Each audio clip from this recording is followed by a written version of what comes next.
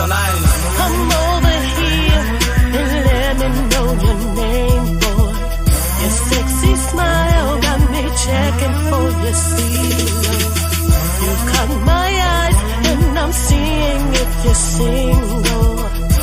Do you wanna get to know me?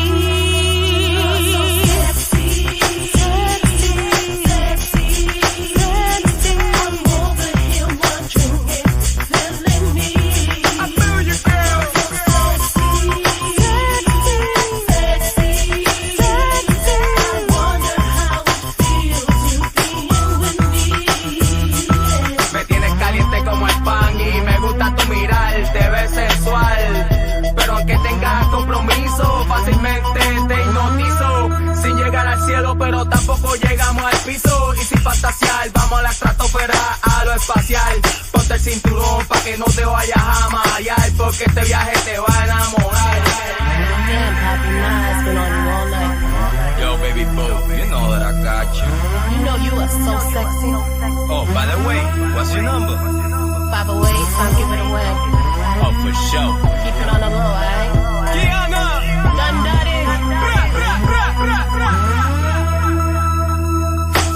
The way you look, the way you dress, it has me speechless. I can't wait, won't hesitate to sharing your caress. I get the butterflies when you're around me. I'm so curious and wanna take you home with me.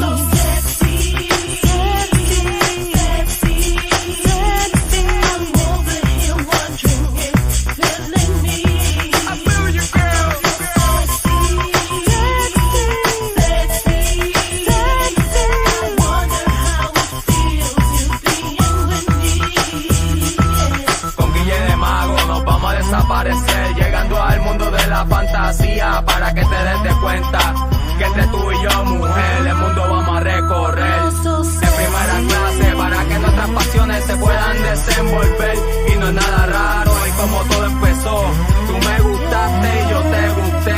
Ahora es que es cámara, luces, acción. Y ten cuidado que el volcán está haciendo erupción.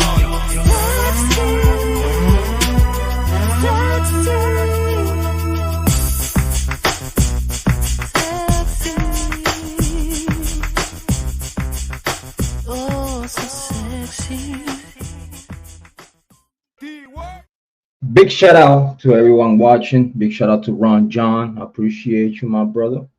Big Sniper, thank you for being here. Very appreciated.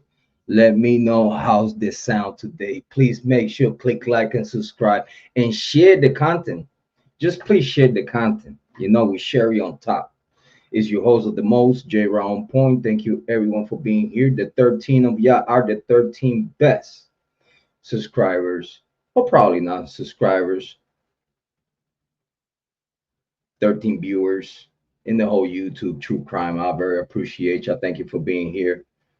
We are going to have a conversation today because it's been some new developments. It's been some new developments that I really want to talk about. So hopefully everyone is ready to chill for a little bit. We're gonna go back to the Grub Hub just real quick. You know, we already had 3 long live streams explaining the Grub Hub, but due to the latest developments, we're just gonna browse real quick. In a little bit, we're just gonna browse real quick and explain what's going on here. Big shout out to Dorelli Herrera. Thank you for being here. Very appreciated. Dorelli's being here for a long time. Thank you so much. It's very appreciated. Your support. Thank you for being here. It's gonna be a great conversation because it's way long overdue. This conversation is way long overdue. And everything started a month ago. Everything started a month ago while we're being attacked by other YouTube content creators due to the information that we have available. And through that time, okay, through that time, Kara, big shout out to Kara, Sana's mom, reach out to us because she's seen our coverage. She's seen our coverage of the food truck, grub truck, like a lot of people call it. I'm used to call it a food truck because it's a truck that serves food, so it's a food truck. But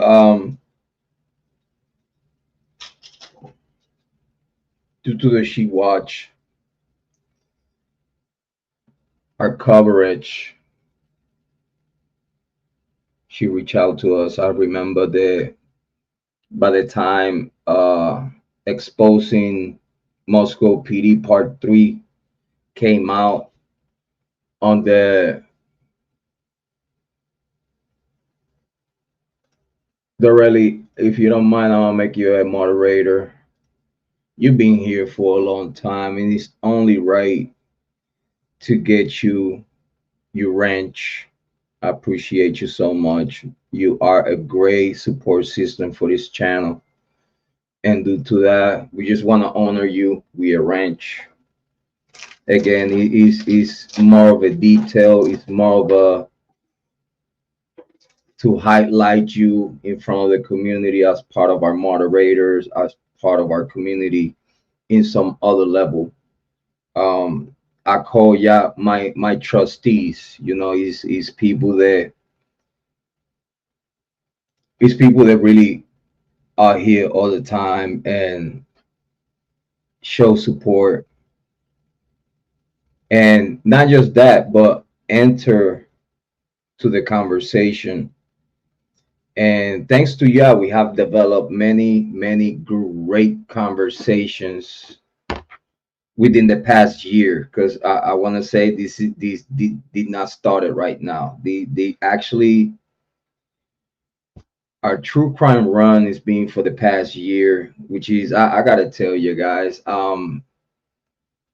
working in true crime and offering my analysis about my understanding and my own investigation about different cases. Again, starting with the Kiely Rodni case, rest in peace. We started working that case. And even when we started talking about the Kiely Rodni case, even then we got attacked by other content creators. So when I mean attacked is when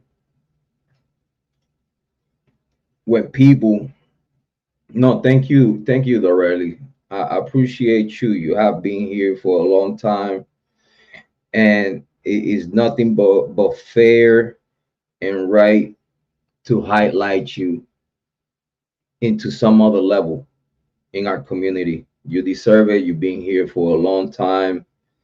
And again, thank you. It's very so appreciated. Your company and your conversation, your analysis, what you bring to the table in the same way that Ron John, very appreciated.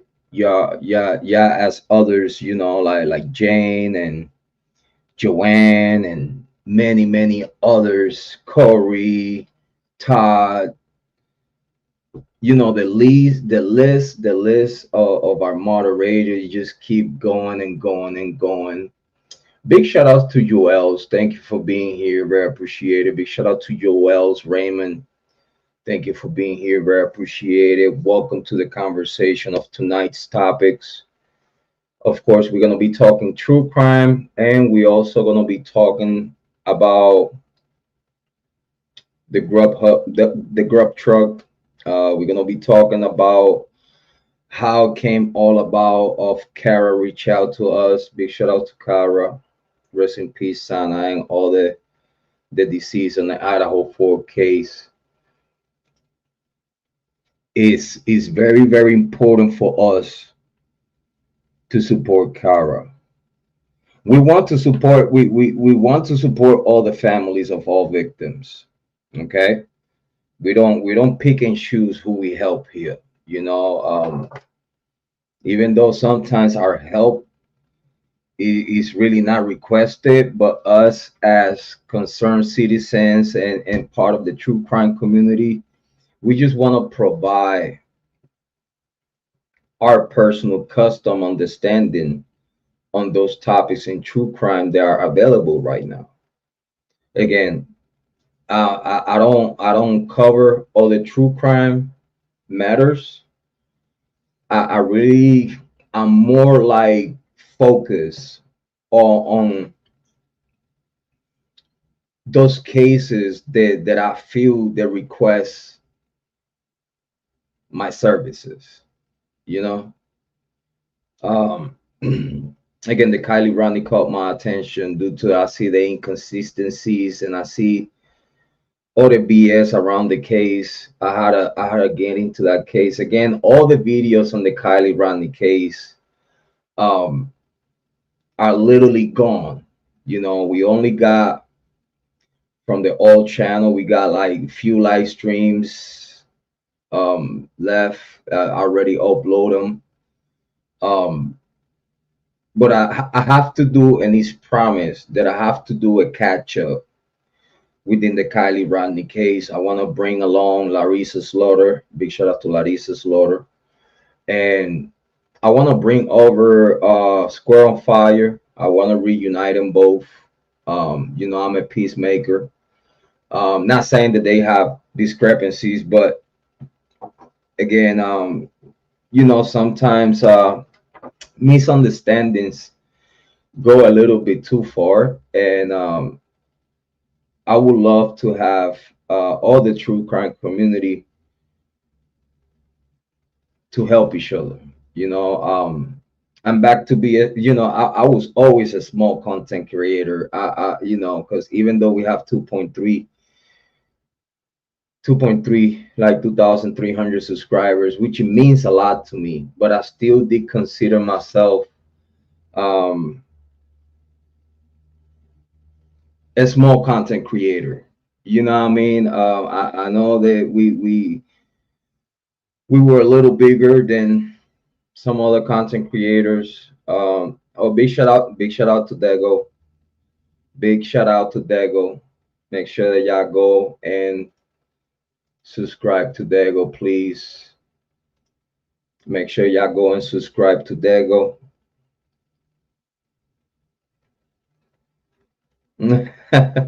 You're good, Dago. You're good. No, you're good, bro. You're good. You're good. You're good. Big shout out to Dago. Big shout out to Crime Sleuthin. Oh my God, we have the honor, and of course, she was always our moderator in the big channel, and she's back to be our moderator. Crime Sleuthin, just give you your ranch back. Thank you for coming to the new channel. Very appreciated, honey. You know we have big major respect for you as our day one. I always consider you our day one. Thank you so much for being here today. The topic is gonna be beautiful. I think it's something that we need to talk about. I'm texting right now with Dago. Give me 1 second, guys. You good, bro? It's all good. It's new. It's a new channel. You know,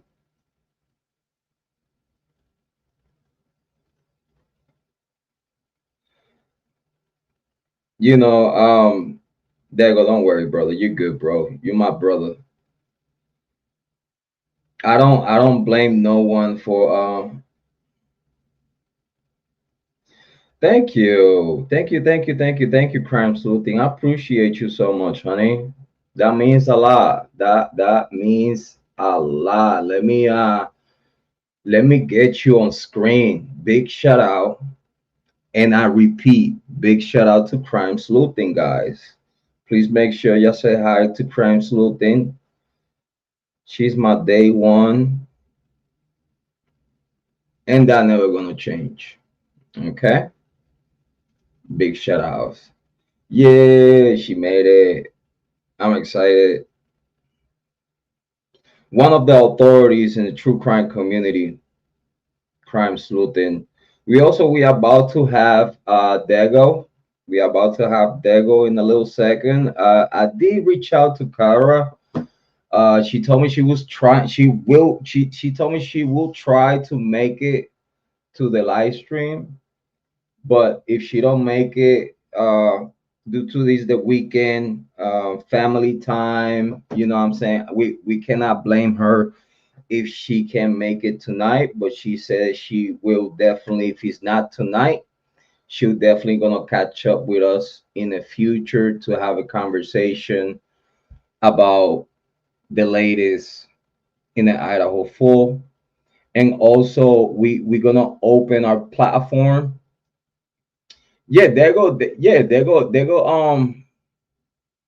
should be here. No, I'm not streaming nowhere else though.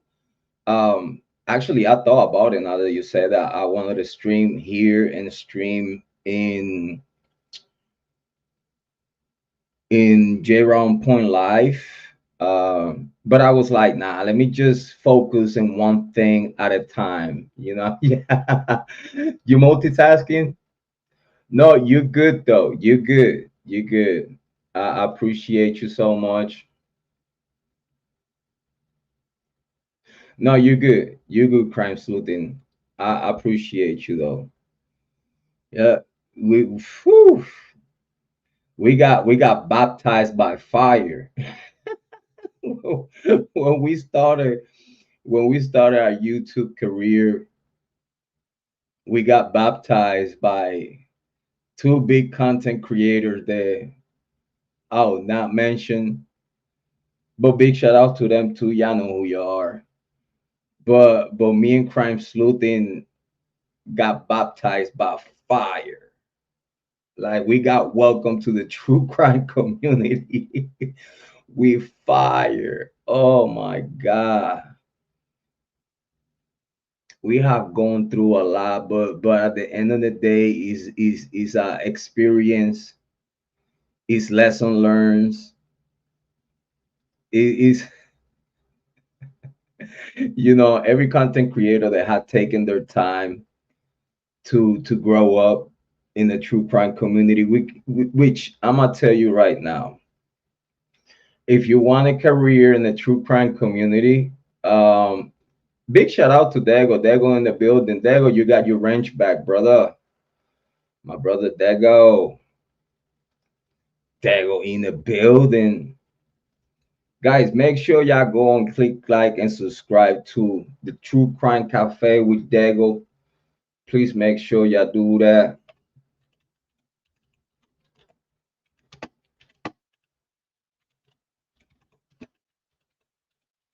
And also, please, we Sherry on top. We Sherry on top, please. I want everyone in this show. I want everyone to please go and subscribe to Crime Sleuthing also, please. I need everyone to please, we Sherry on top. Please go and subscribe to True Crime Cafe with Dago and Crime Sleuthing. I'm gonna drop the link. I'm gonna drop the link, not just for Crime Sleuthing, but for Dago and any other visitor, any other guest, any other subscriber in the chat room that would like to hop on and talk a little bit about the Idaho folk. That'll be great. Let me post the link real quick. MVP we MVP VIP backstage pass. I'm gonna drop it right now. Big shout out to Wisdom Speaks. Thank you so much for being here today. Big shout out to Wisdom Speaks. It's an honor to have you here today. Thank you so much. Hopefully, you like today's conversation. We are about to talk a little bit of Idaho 4. We're going to talk about how came all about of Kara reaching out, how everything went down.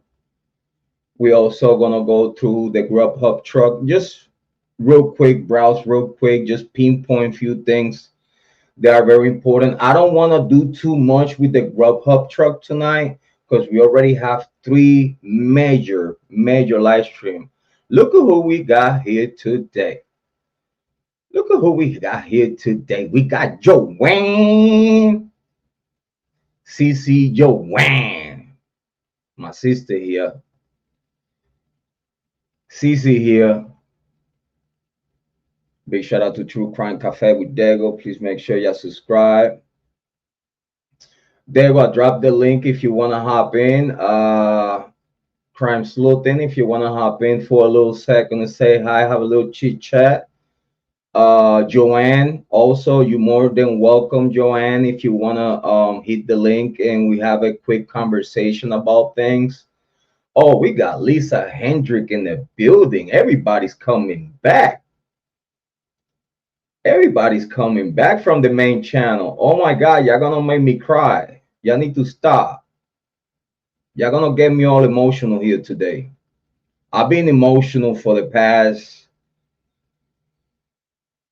man, I think since I started in true crime, I've been kind of like, oh, holding them, man. Like, it's tough.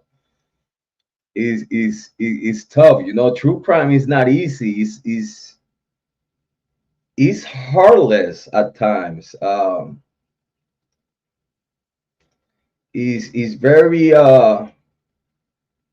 rough, very intense, very like the information that we get to learn of this case, especially when it's those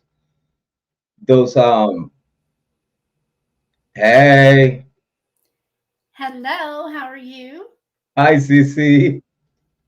Hey, how you doing? I'm so happy. I'm so happy to see you in the new channel. I gotta tell you, it's been a very tough month for me since I lost my big channel. But here we are. You know, try to back and make sure. There go. And make sure. Big shout out to Dago and Crime Sleuth, and thank you for being here, guys. A round of applause, please. Hey. Thank you, brother. Hey, I was telling. Hello, how are you? Hey, and I gotta tell you, I'm excited having y'all both here. Is this for me? This is like a dream come true, and I gotta be honest, because I look up to. No, it's come on, Deb. You know better than that. Like you know my heart. I give tough love, and I'm very rough on the outside, but you know I compress and try to keep my human side away from true crime because he's tough. You know, he's tough. You're my teddy bear. You're my teddy bear, Jrod. You remember that video that I made about the teddy bear? Yes. I did explain everything with that, I think. But I'm very happy. My internet big brother is what I call you. Thank you. I appreciate you. Although I think you're probably younger than me. You know what though? I don't know because you look younger than me. No, I don't have my camera on, honey. That's a great picture. You've seen me. You've seen me on camera. You look beautiful, girl. What are you talking about? I think you're younger than both of us. I think you're right? younger than both of us, Deb. You go, girl. I don't know. I'll be 49 the 23rd of this coming month, next month. So. Oh, and you God- think I'm younger than that? God bless you. I absolutely do. Oh my God, bless your heart. I always did. So I mean, I guess that means you're not, but I mean, I can't tell. So you keep doing what you're doing. Oh no, I'm almost 51. Oh, God bless you. Hey, come on now. You take care of yourself well, though. Yeah, I don't believe that because I've seen you too, and I don't believe you don't look. Yeah. So I Big thought shout out to Crime Yep, I Sleuthin, am. though. I am. I truly, hand to God, thought you were in your mid 30s at the latest, at the most. I'm clipping this. I'm dead serious. I am dead serious. I really did. This is so good, guys. And I'll say it again. I'll say it again. I have no problem. What's up, Sherry? Thank you for joining. So, guys, I was telling Crime Sleuthin, like, for the past month, it's been very tough within the whole development of losing the big channel and stuff like that. And then now had to come here to this smaller channel that I had already going on. This was the TheOnPointFamily channel. Mm-hmm. So when I lost the big channel, I had to like revamp this one and made it the main channel, and then whatever videos and live streams that I have on a hard drive, for whatever reason, that's the only videos and live streams that actually got safe. Gotcha. Well, okay, so you don't have. I was wondering about that. So StreamYard, if you unless you have the premium, it's not recording them for you. So you see, when I went back to them, they gone.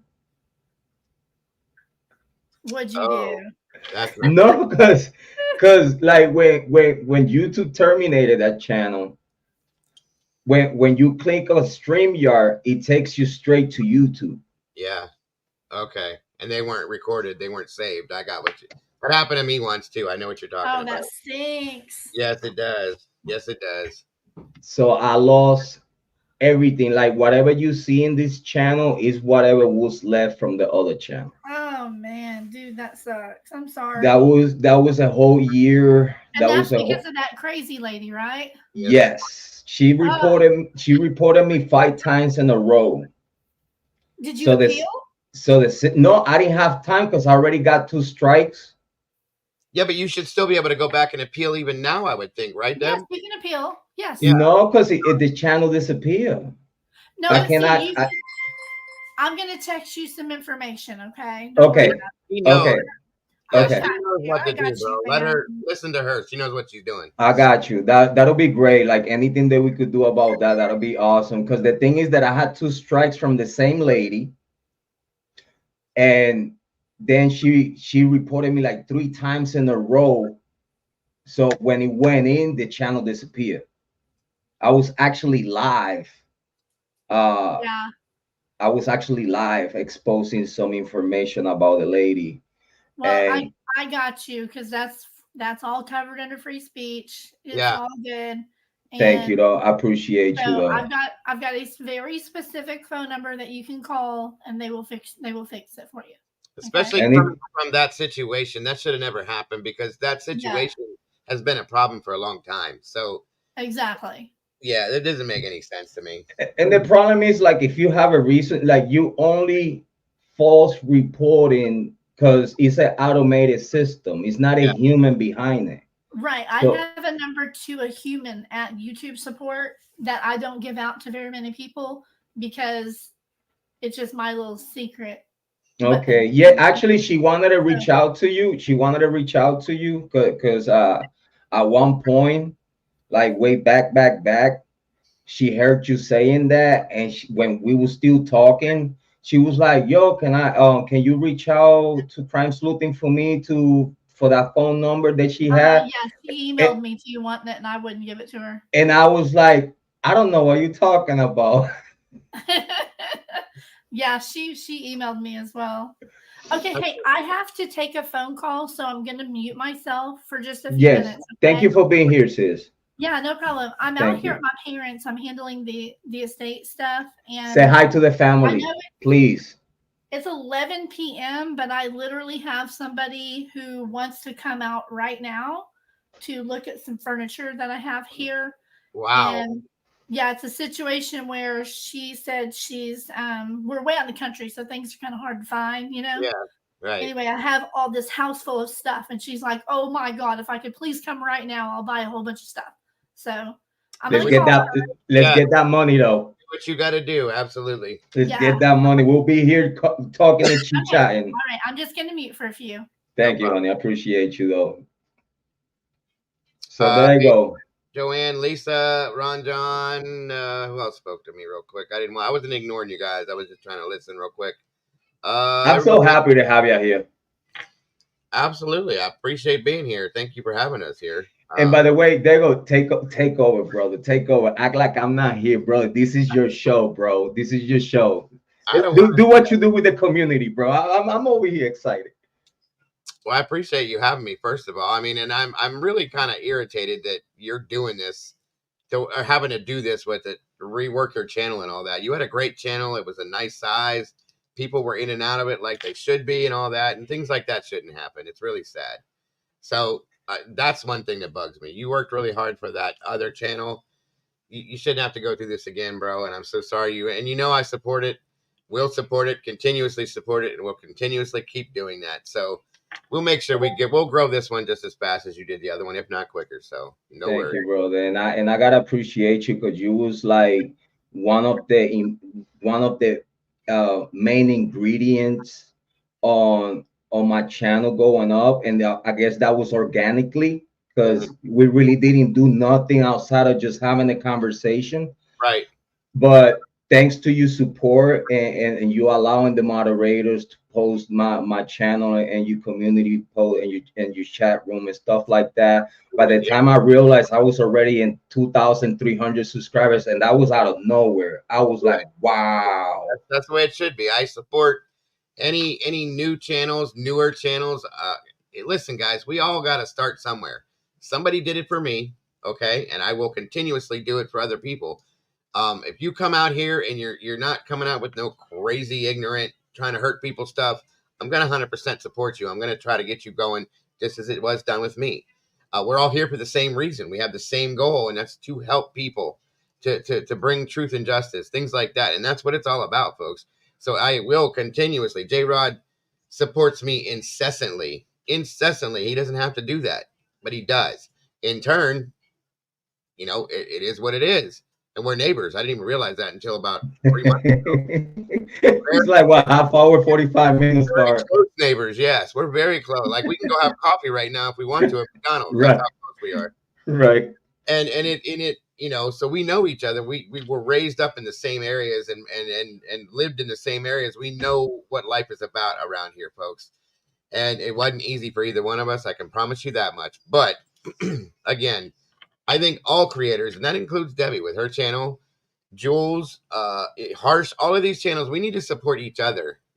This whole fighting within each other bullshit, excuse my language, but it doesn't fly with me. I don't like that. And I will not support any of that. So I will continuously work together with these other communities and these other channels to make one big community, to make things the right way. So I want you to take over and say hi to your community, because my community is your community, bro. Well, like I said, Miss Sherry's in here. Wisdom Speaks. She's one of my amazing moderators. She's been with me for a long time. She does a lot for our community, and she's very well loved over there. I just had her in a meeting I was having for 2-3 hours before which is why I'm late. My apologies. You're fine. And like I said, a lot of my community members will come right along wherever. If I say I'm going somewhere, I mean, it's late right now, so a lot were in bed. Otherwise, they would probably be here. Yep. But besides that, there she is. Loyal as could be, Miss Sherry. Wisdom Speaks. She's amazing. She's absolutely amazing. And we'll continue to help you grow, brother, and be here for you as well. So, and I see Lisa. Lisa's been in my channel. Joanne's always over there. Joanne's amazing. Love it. Ron, John. Jules, everybody that's in here, I've seen in my channel as well. So thank you all for being here to support this man and this channel the way it deserves. And I just ask that you guys make sure that, as I would say, please leave some DNA on that like button on your way in the door, if you will, and show the love where it's deserved, folks. It is so very much appreciated. Thank So you so much, Dago. And we're also gonna show love to you. Make sure, guys, that y'all go and hit Dago's Cash App. Go and show some love. Put some grease in that button on the Cash App. Show some love. I appreciate y'all so much. And please go and subscribe. you don't have to do that, brother, but I do appreciate Bro, it very much. come on, man. It's only fair. It's only fair, brother. Thank you, It's Joe. only fair. Thank you so very much for that. I appreciate that so very much. You don't have to do that, but it is appreciated so very much. Thank you. But yeah, guys, we got it. Where are we at right now? What do you got subscriber wise in here, bro? We got 577.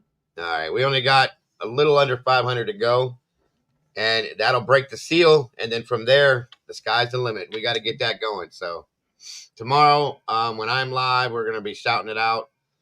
And we got a show tomorrow on my side that we're gonna be running. That I was supposed to do Friday night, but I ended up with my grandchildren.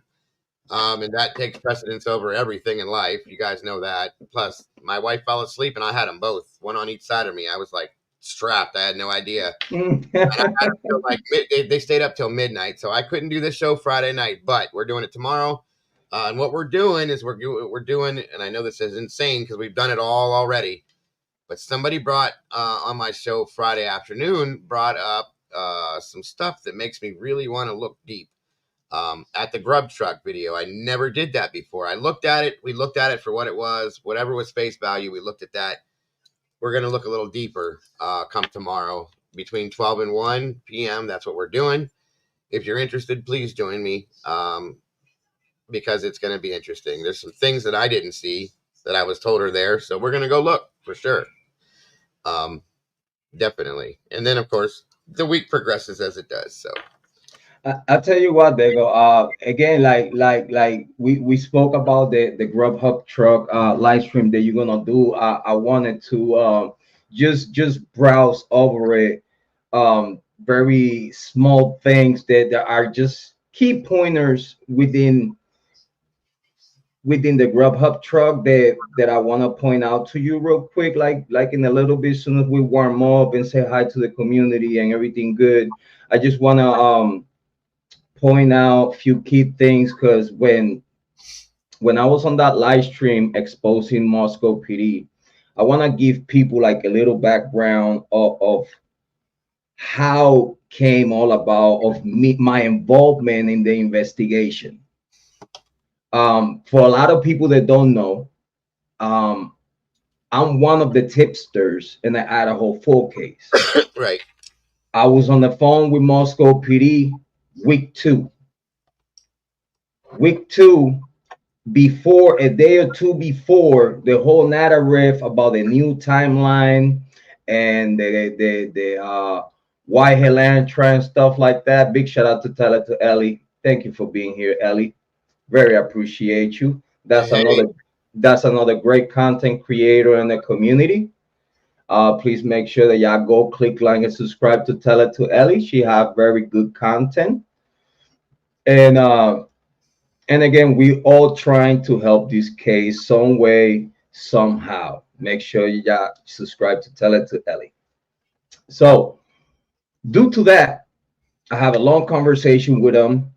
I give him everything that I have far as what was presented to me through my investigation.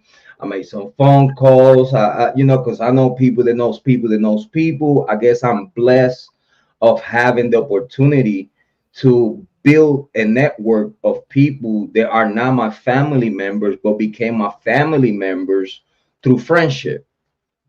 And the good thing is that when you are good to people is good to you. So due to that, I asked for quite a few special favors to certain very particular people, and they connect me with some people within the locals.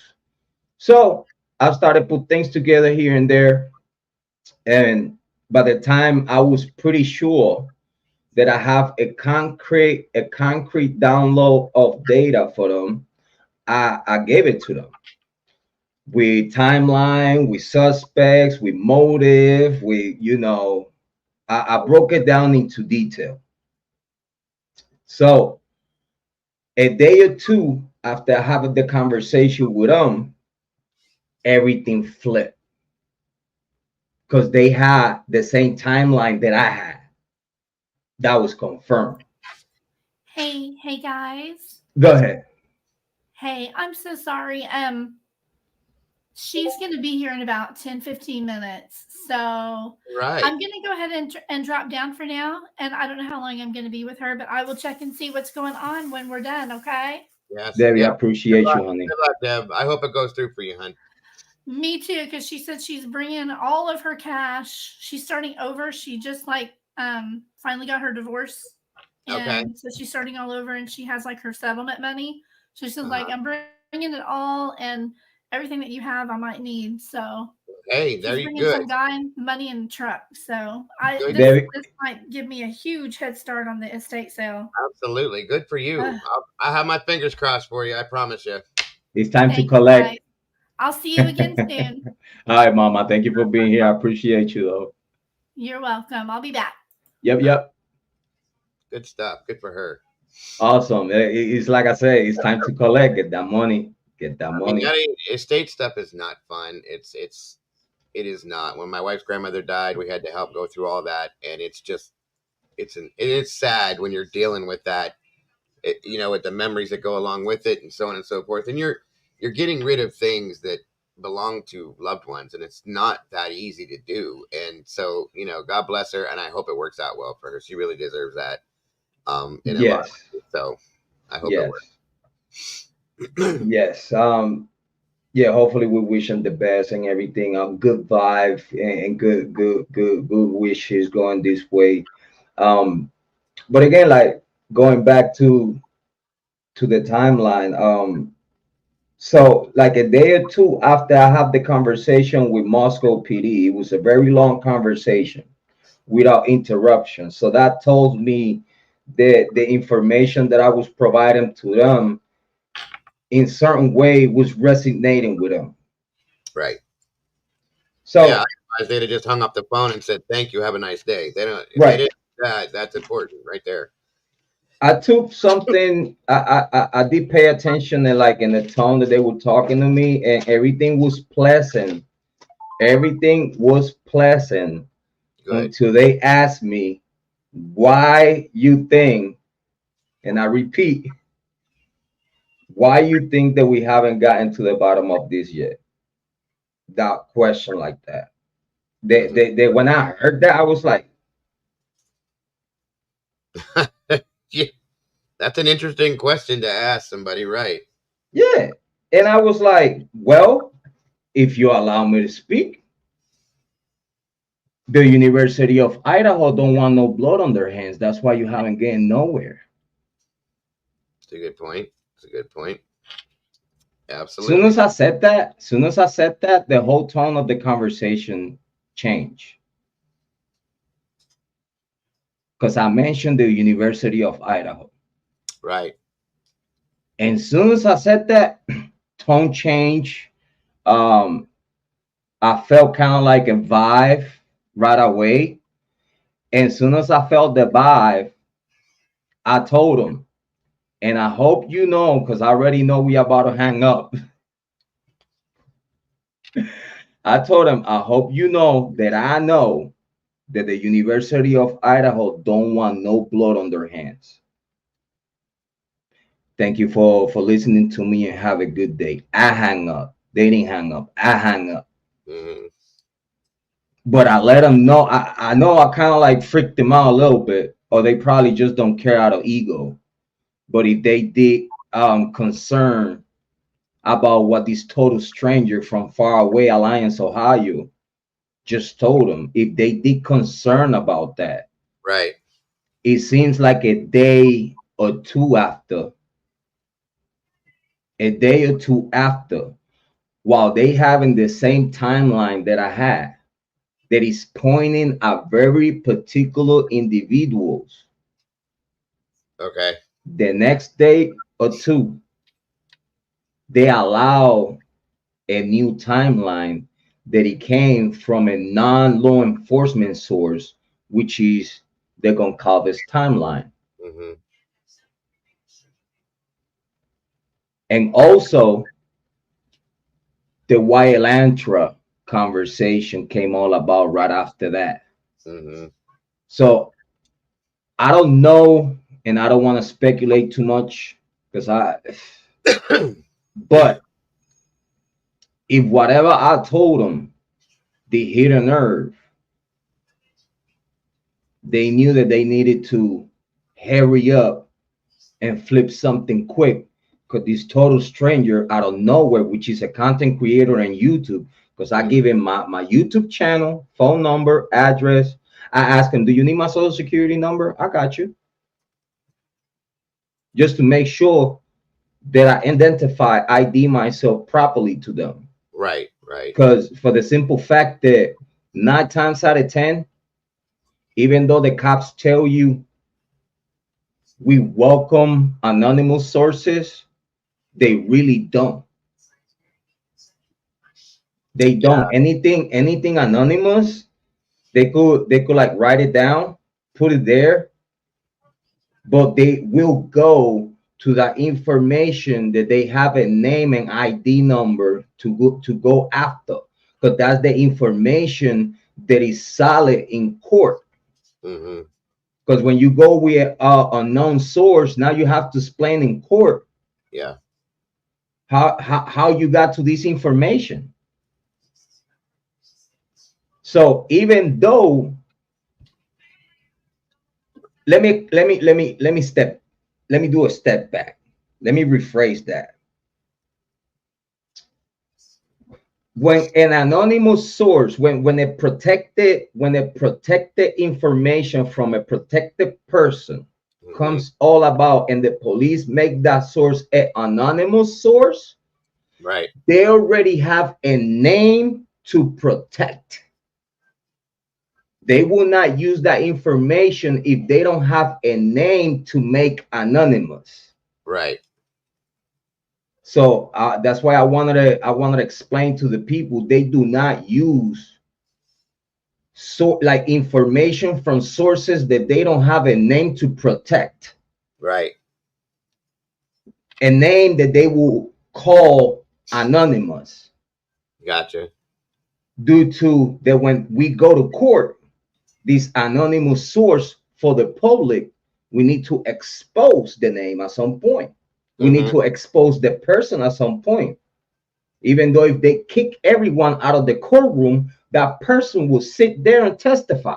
Okay, so that's why I tell people that when you're gonna give out your tips, make sure you give your full name, give your information, and then after you give your information, then you tell them if you want to stay anonymous or not. Because if you don't ID yourself, that whatever you tell them, they cannot use in court. Because yeah, they heard the rumor, but that's what is gonna be considered. But they don't have a name or a face to protect, and that they could use in court. So that's why, you know, I give him all my information, everything. So right after that, the whole narrative changed. Like the timeline that they have for the first 2 weeks, they change all that.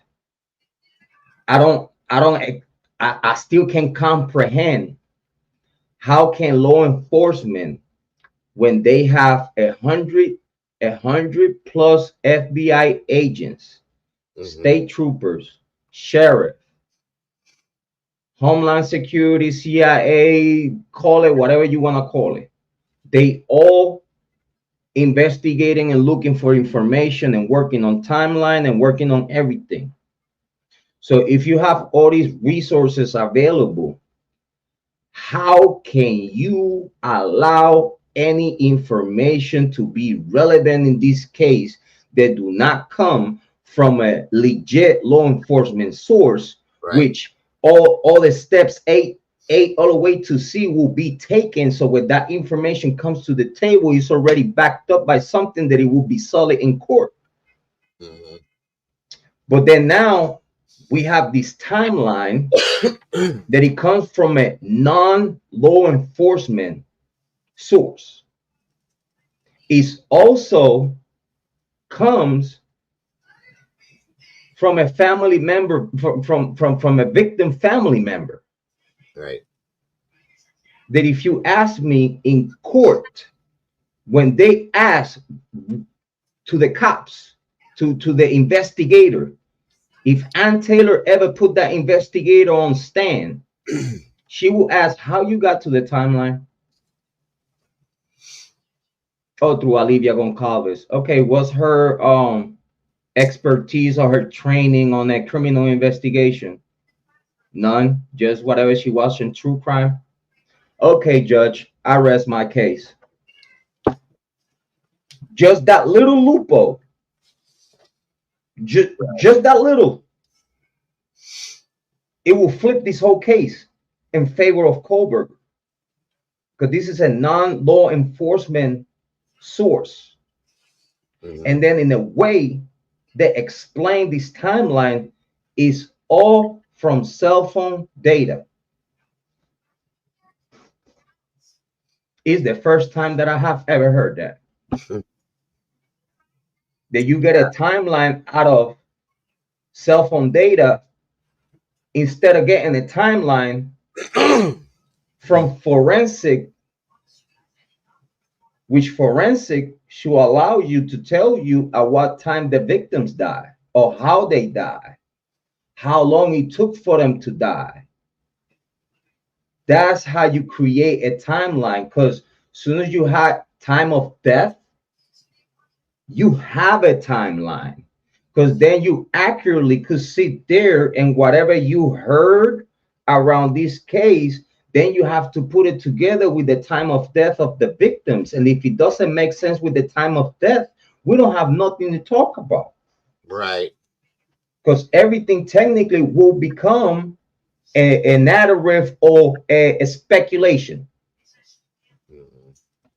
That's my understanding. Because if you don't have nothing solid to, because again, for them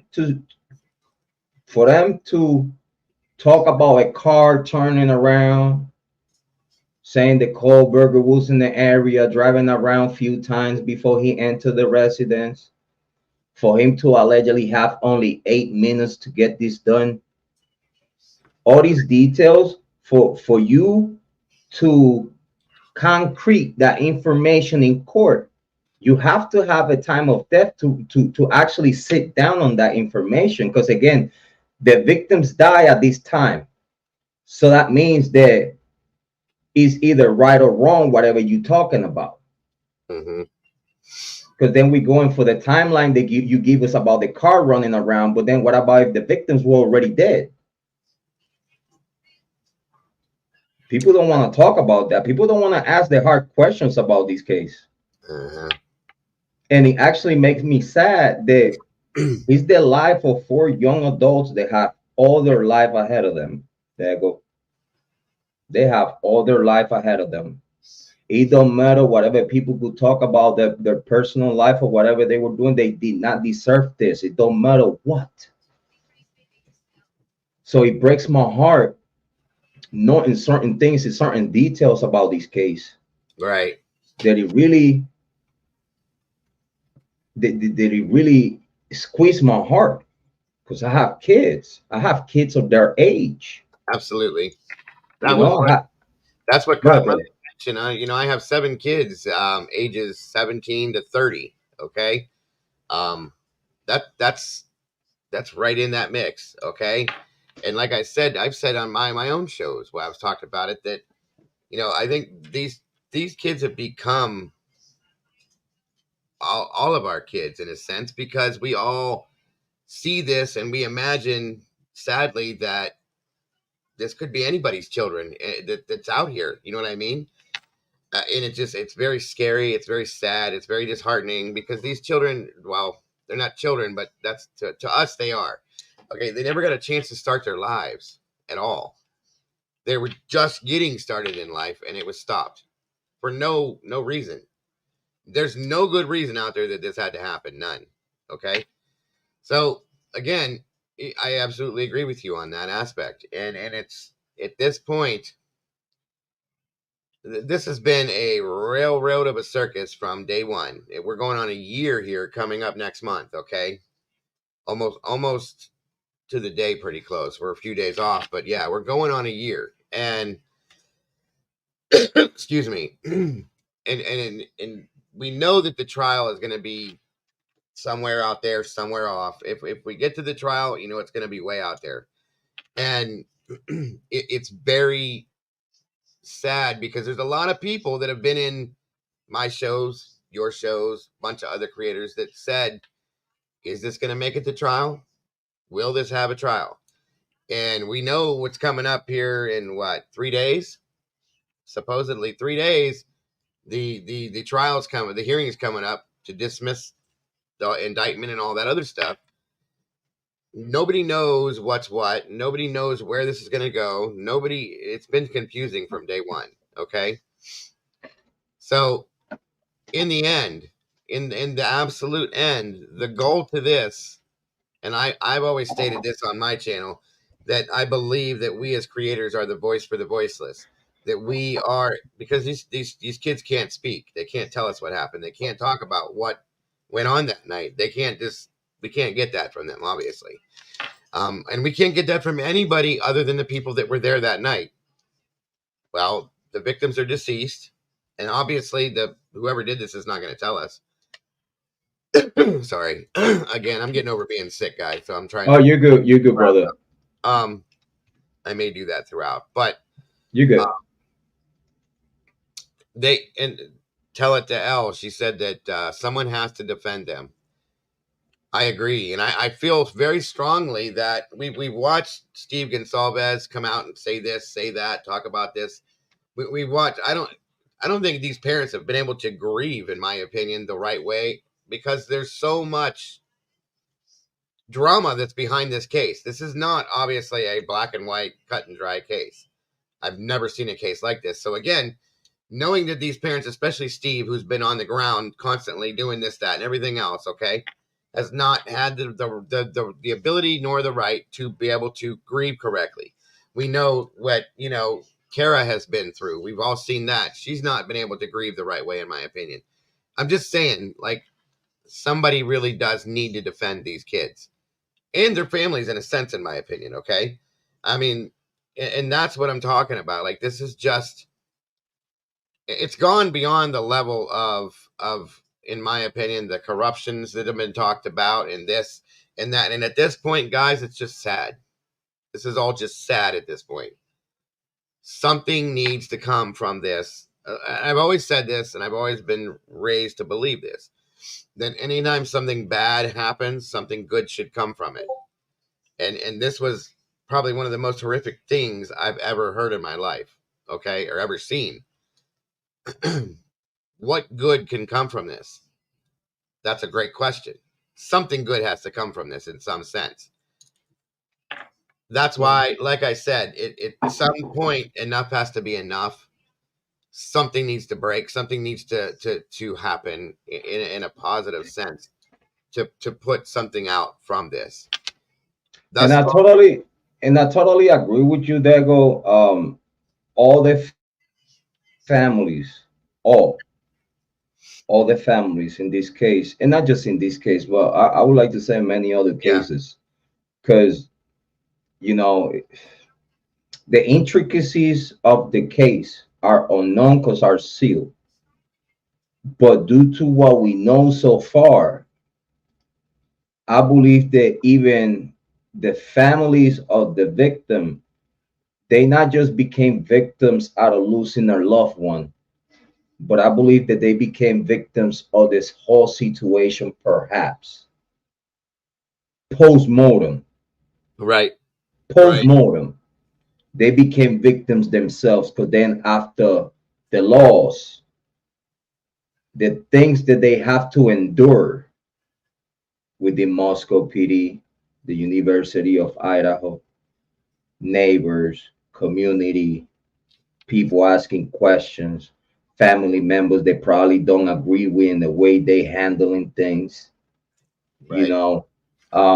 So they fall victim of the whole situation, perhaps. So either or, they are on the right or they are on the wrong. But we should be able to be a little bit condescending, and even though if we gonna redirect the conversation in a little bit more of a tough love, during that tough love we should still keep the composure, and we still um break it down to the T, but we atone that it will be respectful, you know. We believe that due to this whole situation, um during my, when I first got myself involved in this case, I told Moscow PD day one, and I'm talking about 2 weeks after the murders. I told him about the Grubhub truck. I told him right away, because right away I seen what I saw. Because then I sat down and do face comparison. I put their pictures, or whatever picture is available of them in the web. I put them next to what I'm seeing in the footage. Mm-hmm. Then I go by what people were saying about them. The Sana was a very happy young lady. Mm-hmm. And in this footage, we see a young lady that he seems very happy with her life, with the same type of hair, with the clothes that she has used on earlier TikToks. This is what nobody want to talk about. Right. She was wearing clothes that she used days before on a TikTok, which that TikTok still available, with the same sweater that she had when she was in the Grub truck. Then talking about Ethan, the Ethan used to go above everyone. You could see Ethan above everyone because he was a tall gentleman. So we see in this footage someone that is taller than everyone in that Grub truck. They actually had the same face features than Ethan. And what a coincidence that the two people that looks like Ethan and Sana, they together. What a coincidence that those people that look like Ethan and Sana say hi to the camera. So they put their faces right on the camera. And you see them. Kara, God bless her soul. Kara commented on my research live stream. She said, Jrod, that's my daughter and that's her boyfriend. The same account that we could ask Joanne, because me and Joanne, we was talking about that on Facebook. Joanne said, Jrod, is that the same account that he was in the chat room talking to us as Kara? And I was like, yep, that was her when we was thinking that it was someone else, which it broke my heart. Oh, Katie here. Katie here. Big shout out to Katie. Hey, Katie, what's going on, sis? Good to see you, honey. You told all everyone you was about to be here, huh? I did mention I was going to be here tonight, so yeah, a lot of I appreciate you, Dago. Oh, absolutely. Big shout out to Katie Quarters in the building. Thank you so much, Cece. Thank you for being here. Very appreciated. Big shout out to Katie. Very, very, very appreciated. So Dago, so Kara was on our chat room having conversation with us. She commented down below the live stream that she recognized Sana on the footage. She recognized Ethan on the footage. but due to I thought that she was someone else. I thought I was being trolled. I told him to hit me up on the email and whatnot. She did. I also told her on the email, here's my phone number, give me a call. But then all this situation with the crazy lady went off. Right. And I started being like, I couldn't really trust no random numbers. I couldn't trust no, I understand. I've been through it too. I get it. So it broke my heart, and I apologized to Kara, and I told her like an hour or two ago, because we've been constantly having conversations on Facebook, and I appreciate her for reaching out and to trusting us. And when I mean us, it's me, you, and all the content creators that we talk to, and she's fully aware of all of you. She's fully aware of Dago. She's fully aware of Crime Sleuthin. She's fully aware of Jewels of all trades. She's fully aware of Harsh. This is big shout out to Harsh Reality, my brother from another mother. Thank you, Harsh, for reach out to me that fast today, a weekend that I know you spend time with your family. Harsh, if you're watching this, whenever you watch this, thank you so much for reach out to me that fast. So I seen that a random number was calling me, and he's from the area that she is. But then at the same time, it's like, man, I'm gonna leave that alone because I think I told her to text me first or something like that. And because I like text me first. Hey, it's me. I'm about to call you if you have time, and then I get back to you on the text like, yeah, go ahead, or nah, not right now, because whatever. I like to do business like that, and so it broke my heart when I let things go. I let things go. I was like, God, I'm gonna put this in your hands, God. Like if this is really her, we will find out. Big shout out to Rock Shock. Thank you for being here. There she is. What's up, Rock Chalk? Good to see you, dear. Very appreciated. I'm trying to catch up with the chat room. Thank you for the comments, guys. Yeah, amazing. Thank you for being here. Yeah, make my live stream way better. And yeah, rock. I have no words to appreciate y'all. Thank you so much. I guess I have to appreciate you with the hard work that we do here in True Crime, and that always will be like that. Hold on, let me see. No trouble gonna happen because a lot of shit has come to like that they don't want to explain. Yes, big shout out to Ron John, and big shout out to the ladies. The ladies are saying a lot of great stuff right now. But this is true because a lot of things, little its and bits that has come out, they don't have no way to explain that, right?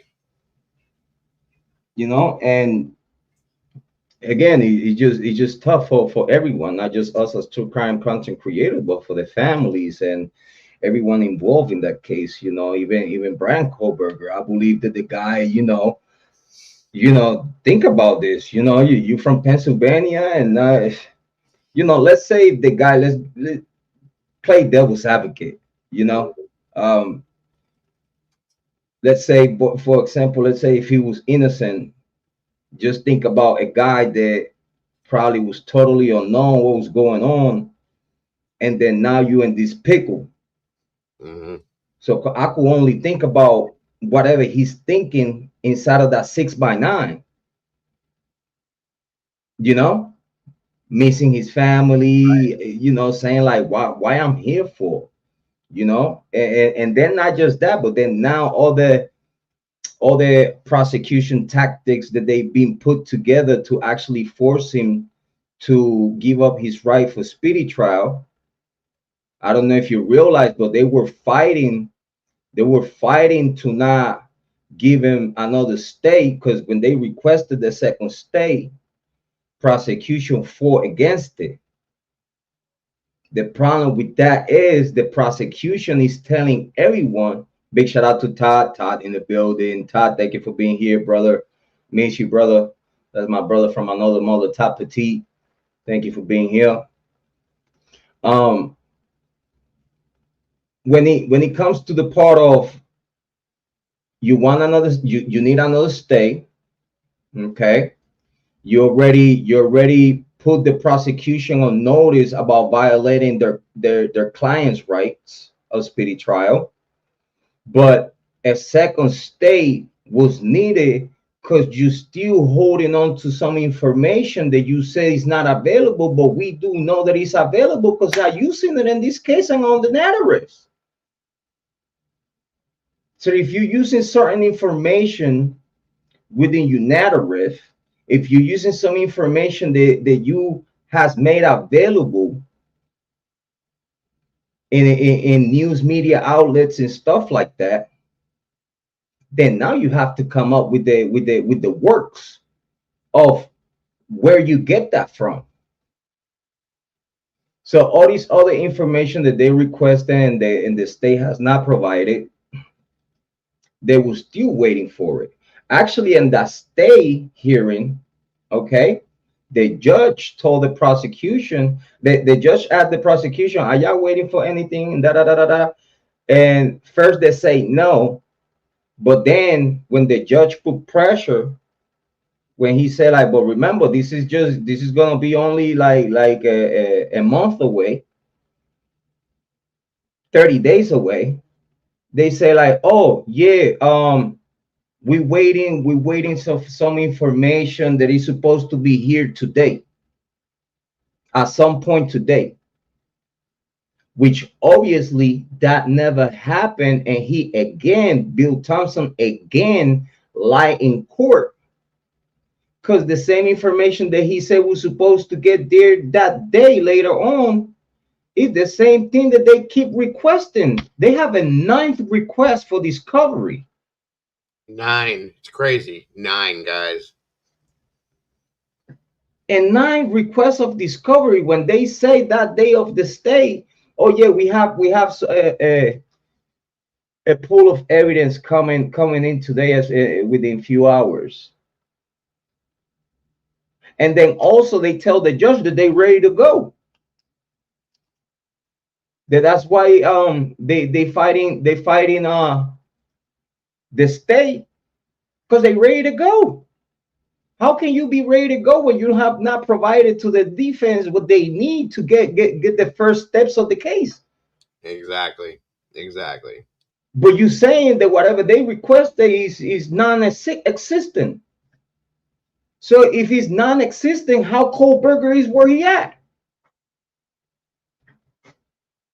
Don't you think that Ann Taylor will request stuff that actually matters and is the reason why we're here? Because I don't think she's gonna make a discovery request for stuff that really don't matter. You know, waste funds and waste pushing paper, wasting time in court, making the motion and this and that for a non-reason. So we believe that whatever they requesting is key ingredient and important within this case. I still believe that they still requesting the DNA work. Because again, they said they are not going to use it in trial, and this is why it's not going to be presented. But then why you keep bringing it up? Right. Why people in the media keep talking about DNA when prosecution already stated DNA is not going to be used in court, so that knife sheath is thrown away. So how we here? The only thing that got this man in the pickle is the same thing that is out the case. So why the man is not out of jail? That's what I said months ago. If that's being thrown out and that's not being used, that's how you arrested him. Why is he still in jail? And not to mention, they were told not to use that. By the FBI. Right. They did it anyway. So again, I know that people argue this point all the time with me when I say they used the absolute minimum possible to arrest him, to indict him. Okay. Then as soon as they got him in custody, they tossed it basically and said, nope, we're done with that now. And on top of that, they were told by the FBI, don't use this more than once. Okay. But they did anyway. So now we have, in essence, if you look at it, now we have nothing at all, because we all kind of half expected, I'm going to say this again. We all kind of half expected at some point when the results came out about the Elantra, somebody, I can't remember who it was, called it a rolling petri dish. Okay. Which means I think we all expected there to be DNA all over that car. And I think we were all waiting for those of us that have been on the fence with this, okay? There's some people that said, boom, Bryan's guilty. That's the end of the story. We're not talking about it anymore. That's it, okay? The rest of us that have been sitting on the fence in the middle, like, guilty, innocent. Guilty, innocent. We don't know, okay? Waiting for that car to come out so that we could say, guilty. That's going to have it all. Then, sorry, I'm moving around so much. I talk with my body and my hands. Brother, I'm half Italian. I know how it goes. Right, that's what happens. So anyway, we speak with our hands. We good. You good. You at home, just so you know. This is your show, bro. Just saying.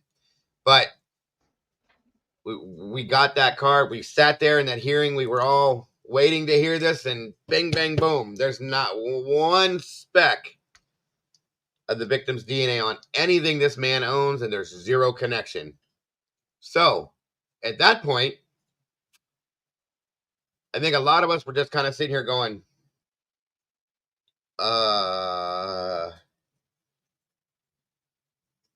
Oh, but then they came with he wrapped the whole car in plastic. Yeah, and his shower curtain.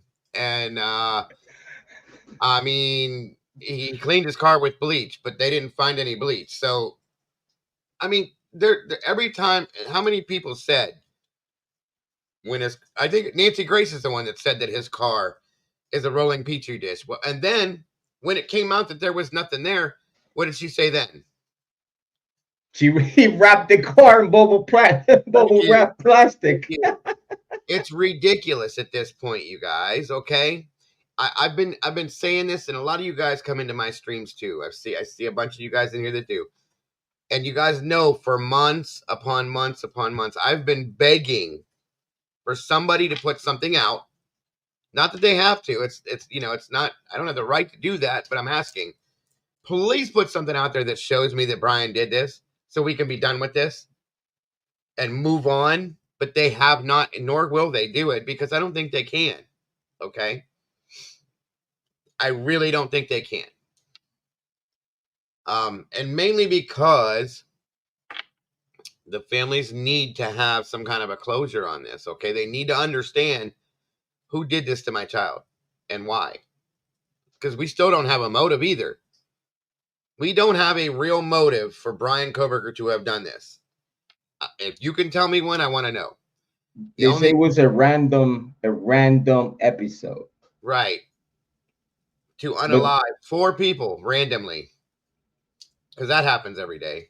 I mean, I know what I'm saying. It's so irritating at this point. There is no motive, really. The guy's not an incel. I don't care what anybody says. He's not. Okay. He did brag about it was easy for him. I don't know if you remember that one documentary that friend of co-student from the college that he used to brag about sometimes out of nowhere that it was easy for him to get company. Yes, and here's the thing, guys. I'm not being weird, but he's not a super unattractive guy. Okay, he may be out there. He is a little bit weird. I get that, but so am I. So is Jay. So is a bunch of other people. We all have our own little weird sides, okay? Yeah. That doesn't mean you're an incel. That doesn't mean that you're a serial killer. It doesn't mean that you're a serial unaliver, whatever you want to call it, guys. It doesn't mean any of that, okay? This is more elaborate than just that. And that is what is taboo to talk about. And anytime we go to talk about it or bring up things that aren't put in that stupid little PCA, we get attacked for it. They call us weird. That weird community. Yeah. I heard that out of someone's mouth. I don't even want to mention Yeah. him here. Yeah. It's not even worth breathing. He said, he said, he said, the weird community today, and I'm like, get out of here, bro. Yeah. Like, There's a lot. There's a lot. you know what? They're like, listen, man, he called us weird, but he's the one that talks like Auntie Susie. Yeah. You know what I'm saying? Like, he talks Right. like your favorite auntie. Yeah. And man, I talking like, with the female inclinations, when the guy kind of like go a little too soft, too female Yeah. for no reason. Right. He got those. Anyway, I'll leave it there. I know what it is. I know what you're saying, and I get it. But like I said, that doesn't.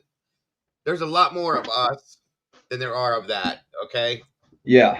It's called critical thinking, folks. It's okay to use your mind to see things, to not see things. Again, I've never said, and I have one of my moderators in here and a few other of my community members in here that will tell and attest to everybody. I've never said Bryan Kohberger's innocent. Never have I ever said that. Never said he was guilty either, because I don't know if he is or if he isn't. That's the problem. And that's respectful. Right. And I can't say. I even did a show last month. Yeah, it was last month. And I called the show Bryan Kohberger guilty, or is he? I was trying to prove the ways that we could prove that Bryan's guilty. And I got part of the way through the show, and I said, I can't do this because I couldn't do this. I have not seen anything yet that makes me comfortable, and I don't care about his phone being off. I don't care about the pings. I don't care about the fact that he was out driving around at night, because I used to do that all the time because I couldn't sleep. Any reason that they give for him to have done this makes no sense to me. So that's why I'm the way I am with this. Now, if somebody would bring me out of that 51 terabytes a video that shows Bryan Kohberger getting out of his car, that car, going into that house, and then coming back out at a certain time, you better bet your ass that I'll be standing in line with a pitchfork and a torch ready to hang his ass for doing this. And that's exactly what I want to be done. But we're never going to see that, folks, because if we were going to see it, I think we'd have seen it a hell of a lot sooner, if at all, than we've talked about. Because people keep saying, oh, they have so much more. They have so much more to prove that he did this. Where is it? Why have they not brought any of it out then? Because the defense has dropped things left and right, proving that Bryan couldn't have done this, in a sense. And we have nothing that has come back from the prosecution on that. There's been no retro action toward that at all. Why? Well, don't tell me they're saving it. For what? I think they believe in whatever they have shared with the media. I believe that they think that whatever they have put out there is solely enough to kind of like brainwash the people, which they have. If you ask me, they have. They if you ask me right now, we are the minority, far as giving the guy the simple benefit of the doubt, because that's all we're doing here. For what we have spoke here, we have pointed out the things that he make this man a possible innocent person, because it doesn't make sense, certain things they have put out there. Well, all it's been from the moment that we met him as a smear campaign. That's how we met him. And from there on out, it's been nothing but a Bryan Kohberger smear campaign. You can't sit and tell me that because he stole his sister's iPhone, that makes him a killer. And they never came out with the works of that. Right. Exactly. So, and it's been Bryan's this, Bryan's that, Bryan's bad, Why? Show me reasons why. because none of that makes any sense to me. What about the fact that Bryan has a family too that he's been very close to? They're going through this too. Not as much as what the victims' families are. I'll give it that, a fact. But his family's going through this too. Okay. And what if Bryan is found completely innocent? Look at what his family and him have just gone through. What does content creator? They said that he was guilty. What they gonna do? Yeah, right. That's right. Because again, we have give the benefit of the doubt due to the respect to him, to his family, to everyone, even to the victims. How about just the respect to the Constitution, Jay? Innocent till proven guilty. I feel that every content creator should at least take that upon consideration. Mm-hmm. I agree. And what about the random factor in these killings? People forget. I believe that people forget that 5 days after the tragedy happened, the Goncalves family, big respect and big shout outs to them. Yes.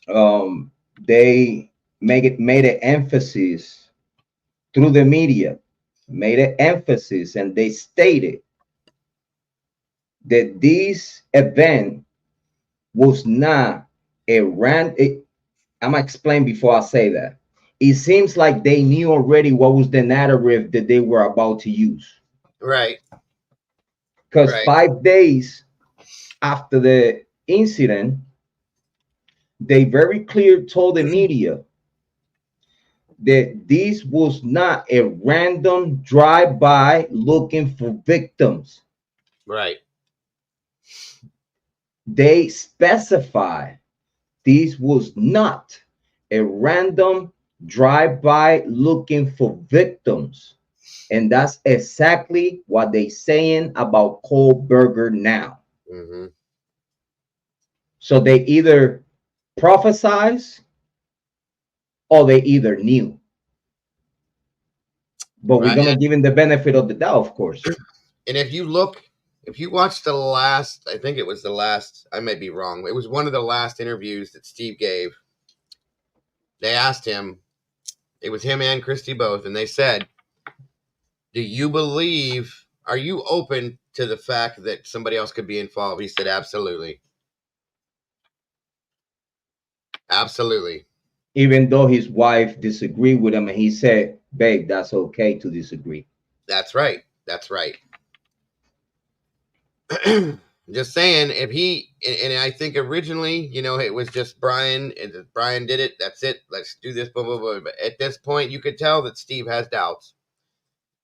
And he wants to know the truth. And I respect that. And he should know the truth. Okay? Period. I don't understand why. I mean, I do understand, but I don't at the same time. Why this is so hard. Why is this so hard to put it out there? Or is it because you don't have that other person or persons? Because I'm telling you guys, I don't care what anybody tells me, I will never believe that he did this by himself. I can't. Not in the amount of time that they give him, if he did this at all. But I will never believe that anybody did this by themselves, one person alone. Okay? We know that there's 3 different types of wounds based on the PCA, which to me says 3 different types of weapons, which means 3, in my opinion, 3 different types of people. I can't see one person going, okay, I'm going to use this one for this one and this one for that one. And no, come on. Kill kit. Yeah. Well, again. Yeah, okay. So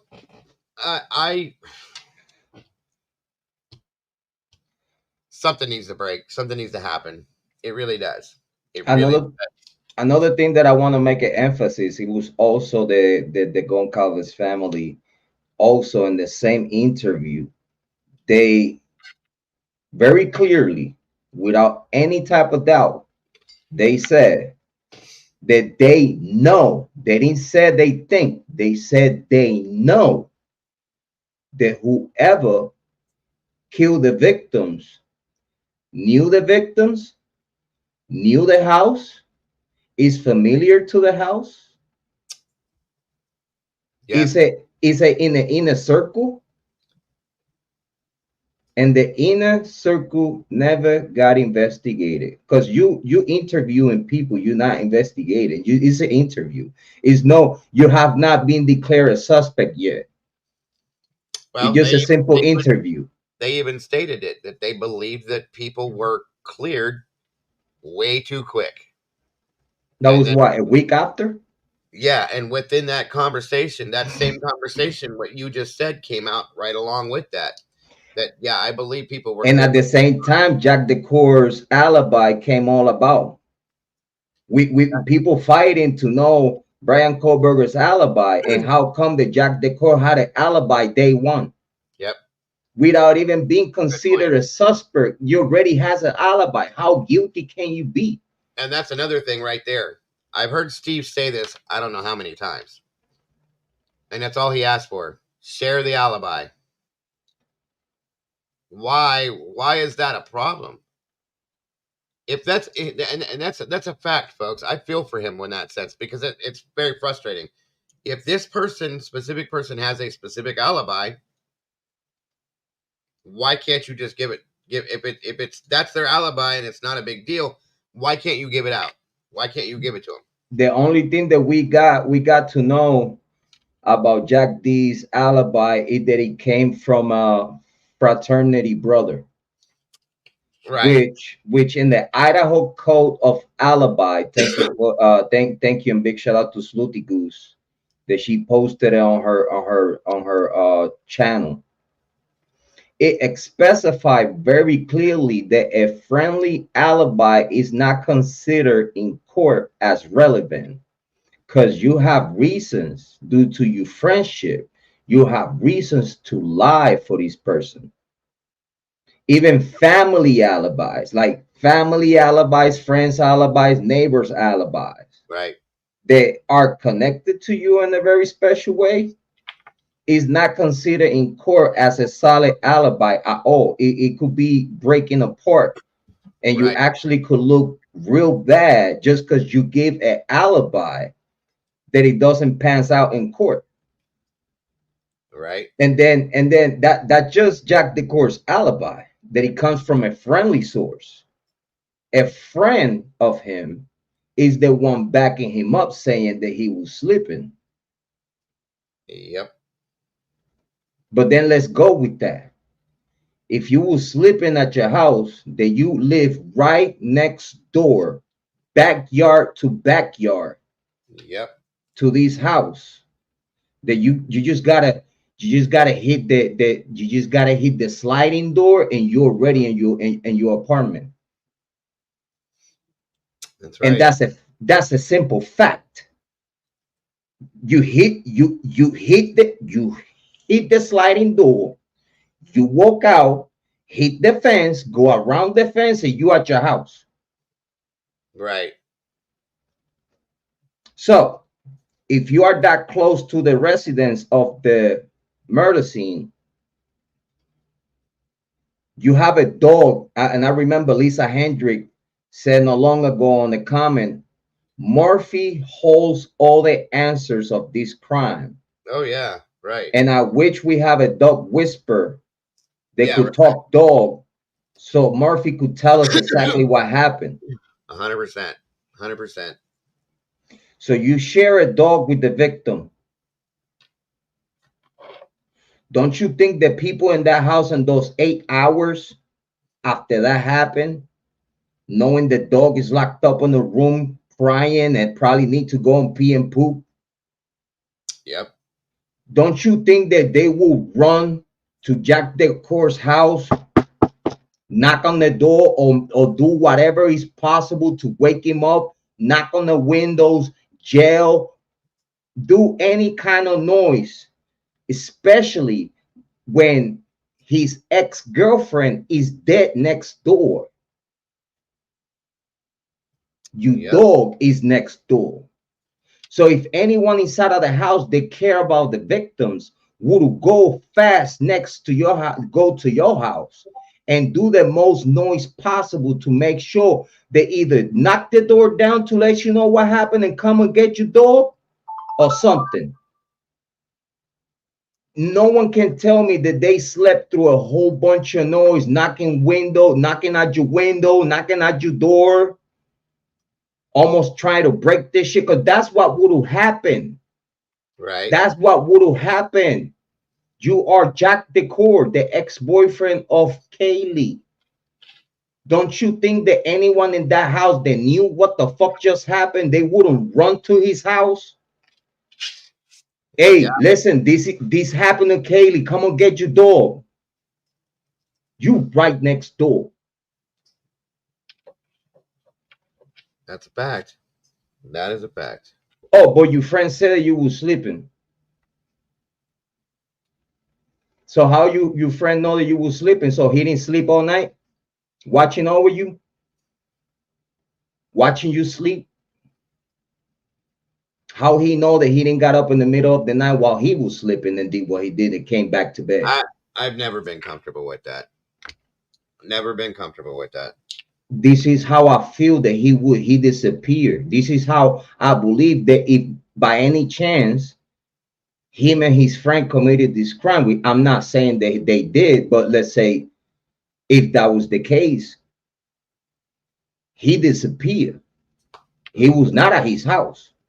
He went somewhere else to clean up, because that he know. This is why I brought the theory.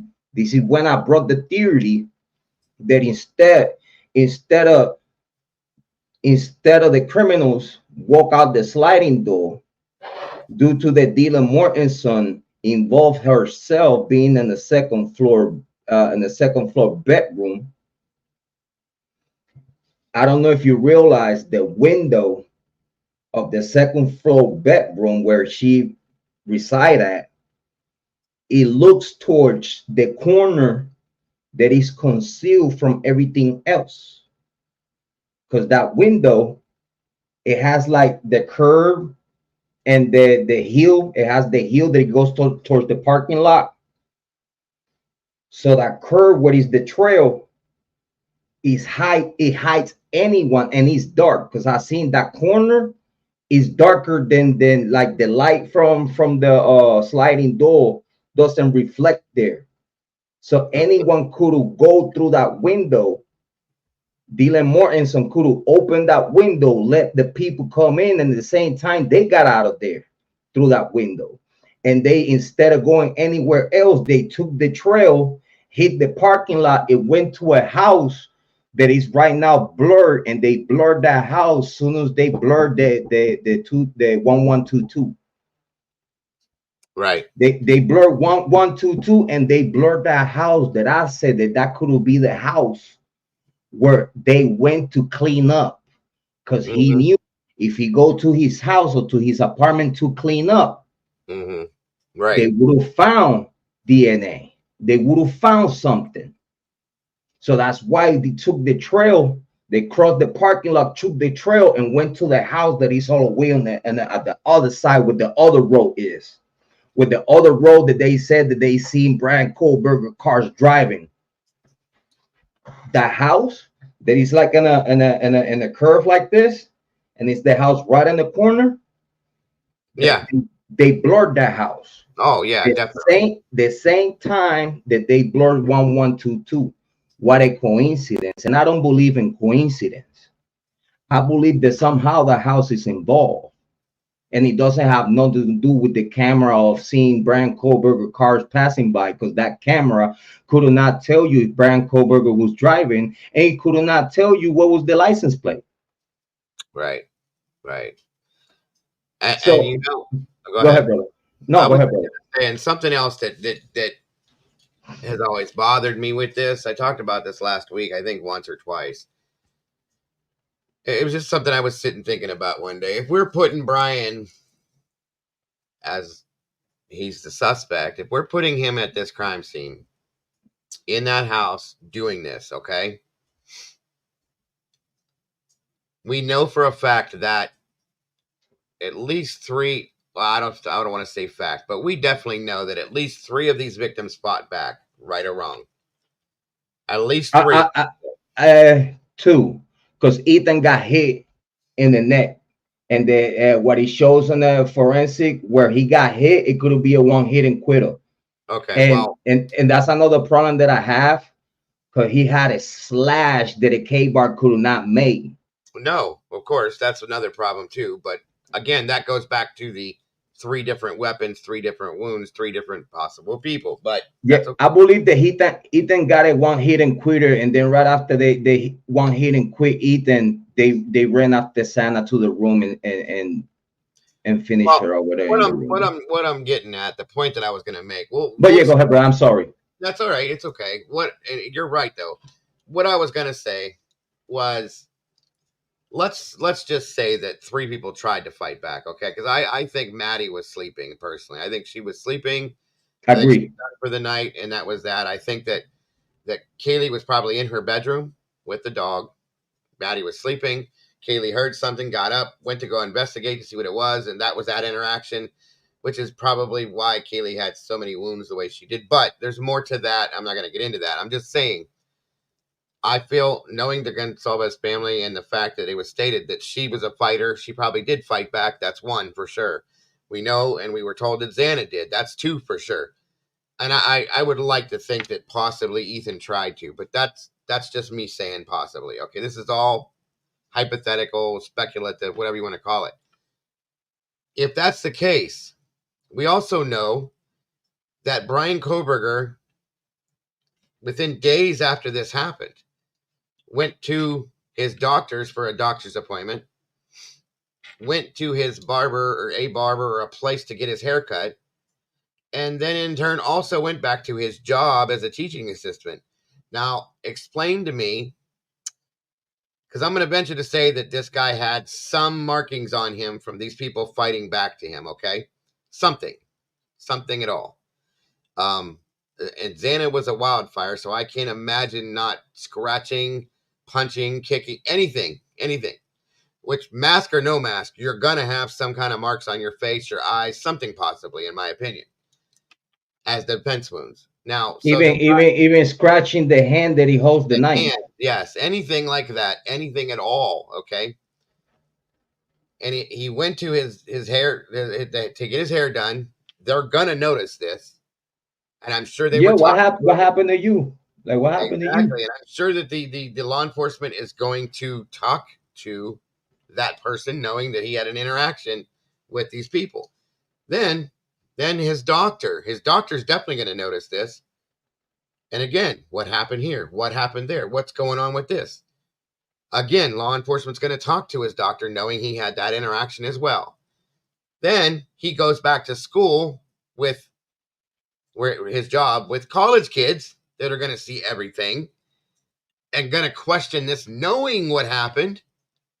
And somebody would have said something by now. Somebody would have said, hey, Bryan had a black eye. Bryan had a scratch under his eye. Bryan had this, or he had Band-Aids on his face, or he had this or that. Nobody said a damn word. Nobody.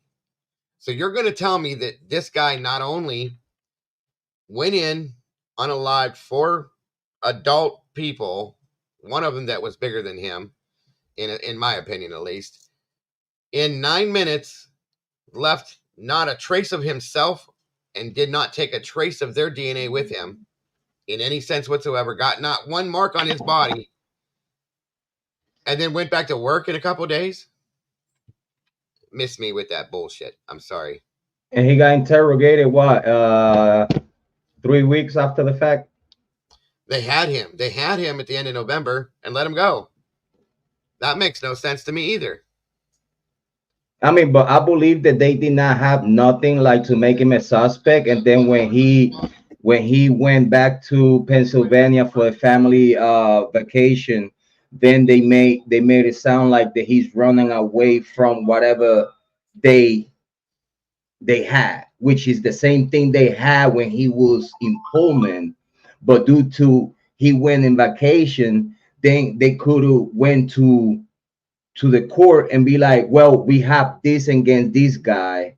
He's running away from our prosecution. We need to get this guy.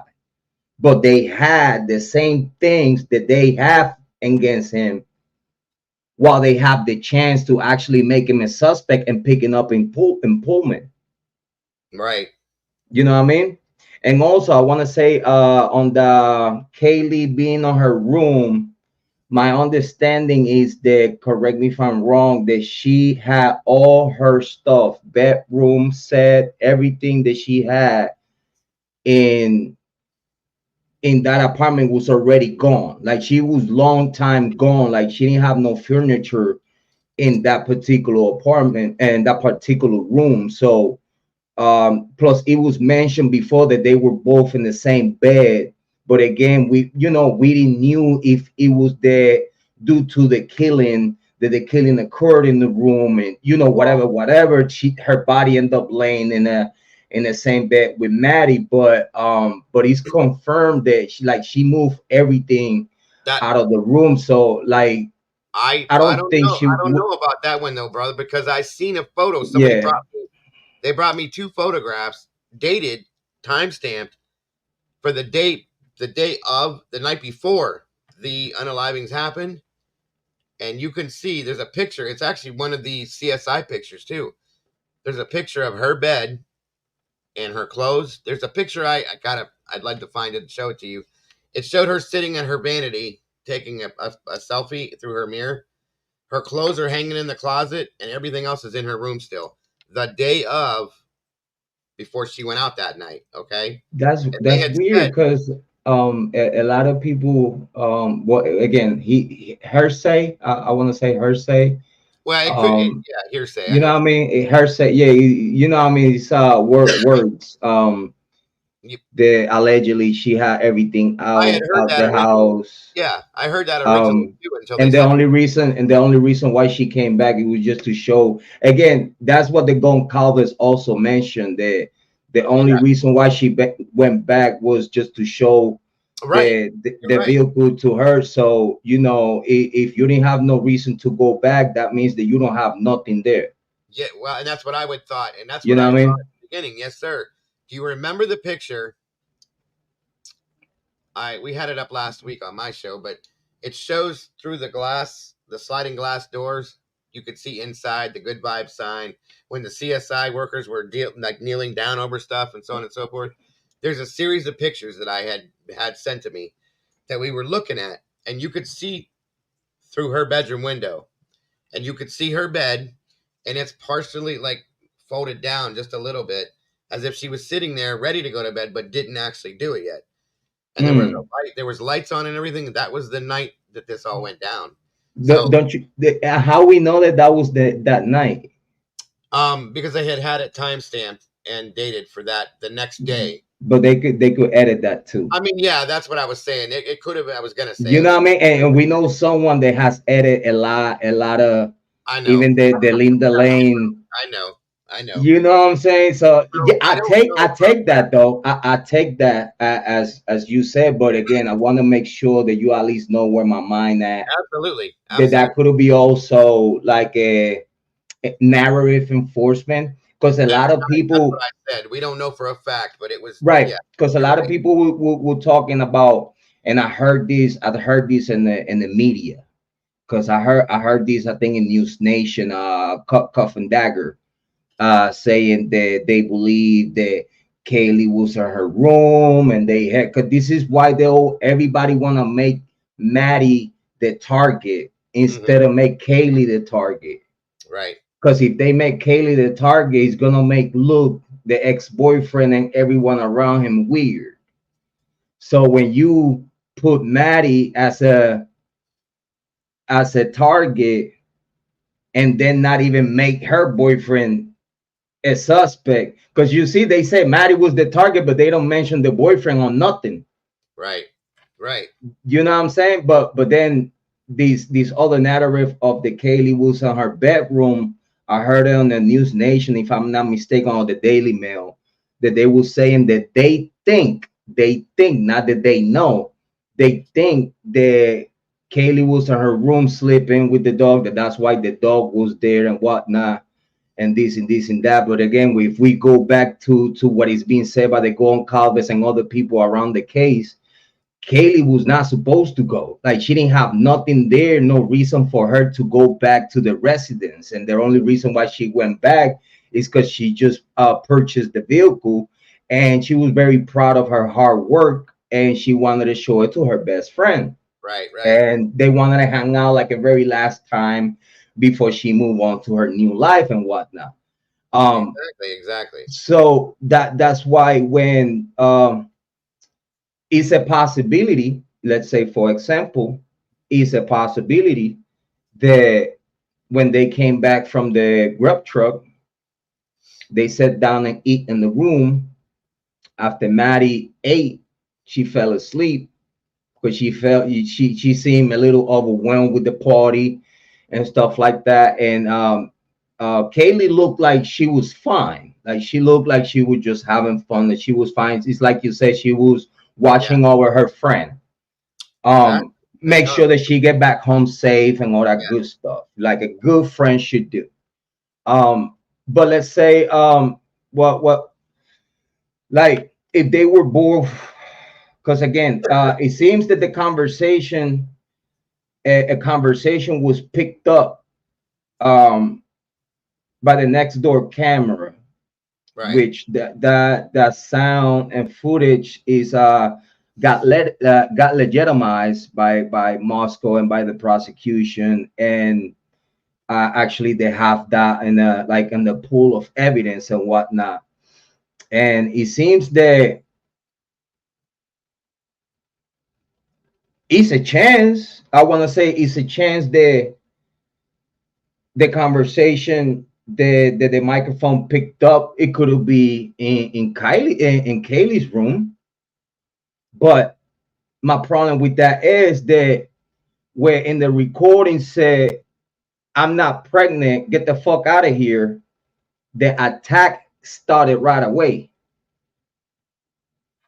Because we could hear the doom, doom, and the yelling of that, "No!" and the name that I don't want to mention right now, because again, I don't want to hinder the case. Right. But it was a name mentioned in that footage. It was a name of a very particular person. And the reason why I cannot say is because, again, this is evidence on a pool of evidence on an open case right now as we speak. Right. I did told you, like, on private, I told you the name in private. But again, I really cannot put it on the airways, because again, I want to make sure that we don't hinder this case in no way possible. So, but then if the attack started in Kiely's room, which is closer to the house that got the recording, right, it would be blood in Kiely's room. Right. And it was no blood, it was no nothing of in that room. Everything, all blood and everything was in that room. I believe that, for example, if this happened and they were both, let's say, for sharing the bed for the night, let's say if that was the case, we believe that Murphy was with them in the same room. Yeah, okay. I believe that due to that she was calling this particular person from her cell phone and her friend's cell phone, we believe that the call stopped soon as that person got to the house. That person came to the house to confront her of whatever he heard from his friend, which she told him. She told his friend. I think that if, like she said, that she told this one person everything. Okay. That's what she told Maddie. I told him everything. Right.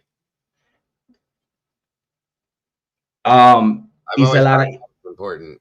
It's a lot of indications that it's a possibility, it's a chance, not confirmed, that Kiely could be pregnant. It just rumors. We can't say yes or no, because again, we don't have no data on that. It's all whatever her say in the not just in the true crime community, but also within locals within the area. But again, we take that with a grain of salt. Yes. And it's a chance that she could tell a secret. They could have hurt someone's ego. And if that secret it was at such a gravity, we believe that that person came to check up on that secret reveal, and went and have a conversation with her that it went wrong. Because if this footage, if this sound from the next door camera is correct, someone asked, because again, we can't really tell if it was Kiely or Maddie, but it's some indications that he tell us that could be Kiely talking to someone. Okay, yeah. So when this person asked Kiely, "Is you pregnant?" She said, "I'm not pregnant. Get the fuck out of here." And that's when the attack started. Oh, okay. Let's say if this attack before the conversation take place, due to there is a pup, is a dog, that let's say if that was indeed the scenario within the theory, it seems there is a good chance that way before, is if indeed they were both sharing the bed that night, and Murphy was in the room, this person, before he started the conversation with Kiely, he took Murphy to her room before he came even and talked to her. Right. Because the dog was in Kaylee's room. There's no reason for the dog be there if Kiely's sleeping in Maddie's room. Yeah, that's true. That is very true. So if whatever little links are there, the person took the dog to Kaylee's room because obviously he's attached to the dog. Oh yeah, that's possible. Because that dog would be dead too. Everyone in that house would be dead. I don't care what no one says. If someone went in there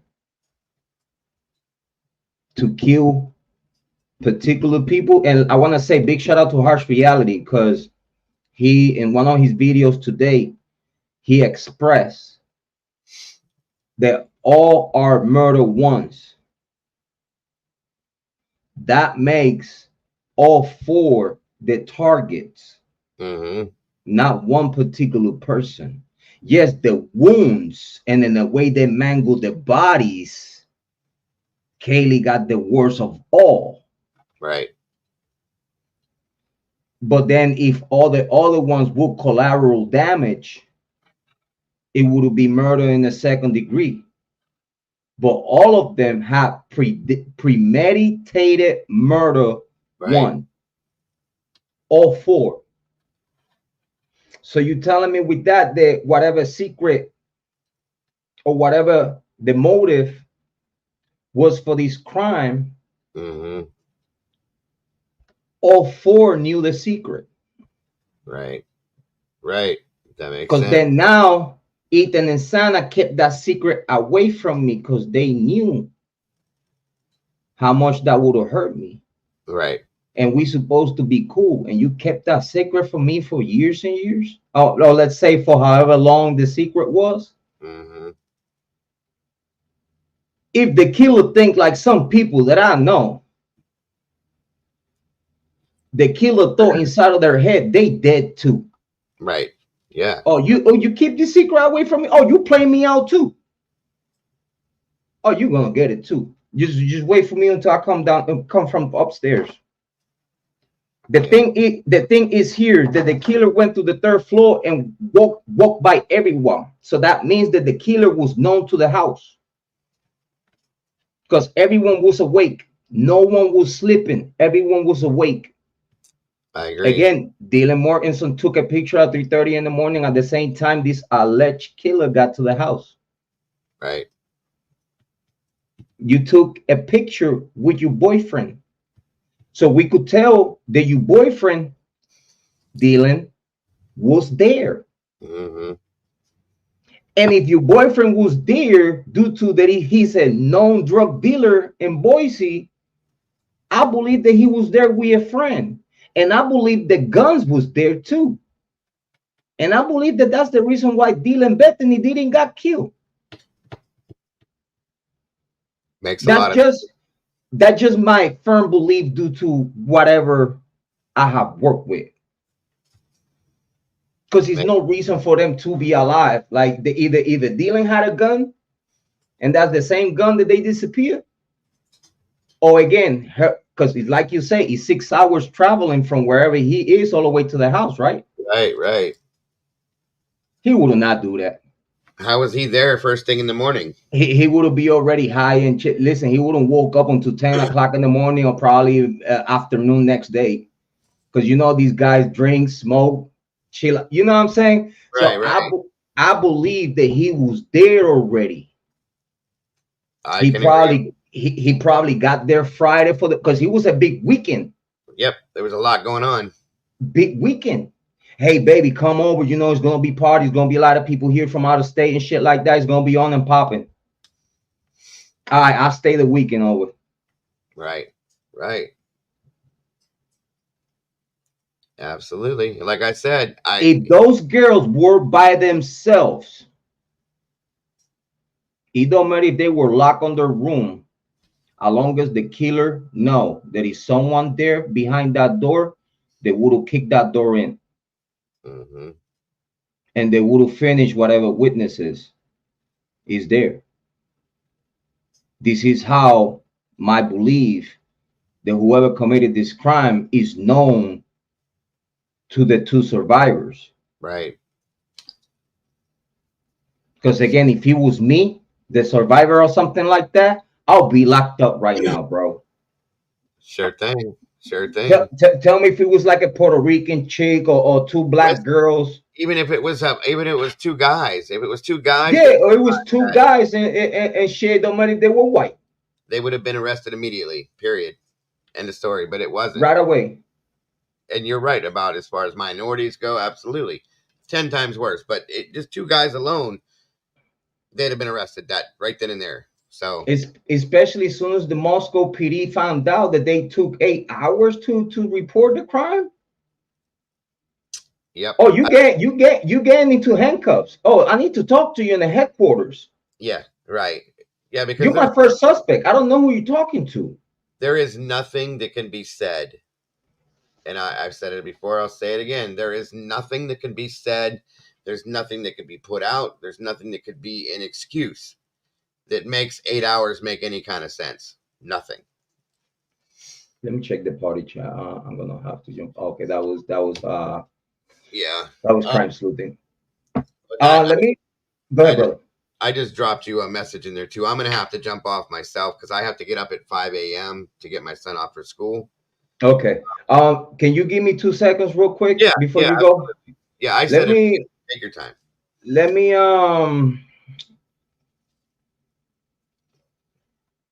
let me show something here. Let me get the comments out of here. Big shout out to Plunder. Big shout out to Plunder. She'll be tagged on this live stream. Plunder is being a very important key on this development. This right here, this footage right here is the 4K footage of the Grub truck. No one but her has the 4K footage. All the other people that it has this footage is like pixely. So you really can't see much. So let me just show you real quick. Go ahead. Let me show you real quick. Okay. Maybe I didn't have a suit on. Cool. Thank you. Let me show you real quick. Done. You see the chubby guy? Yes, Joe Vidal. Looking, because a car just got there. Also, John Jack Show Walker 1 cheese, 1 basil pesto, is 2 looking pork too. tacos, $24.50.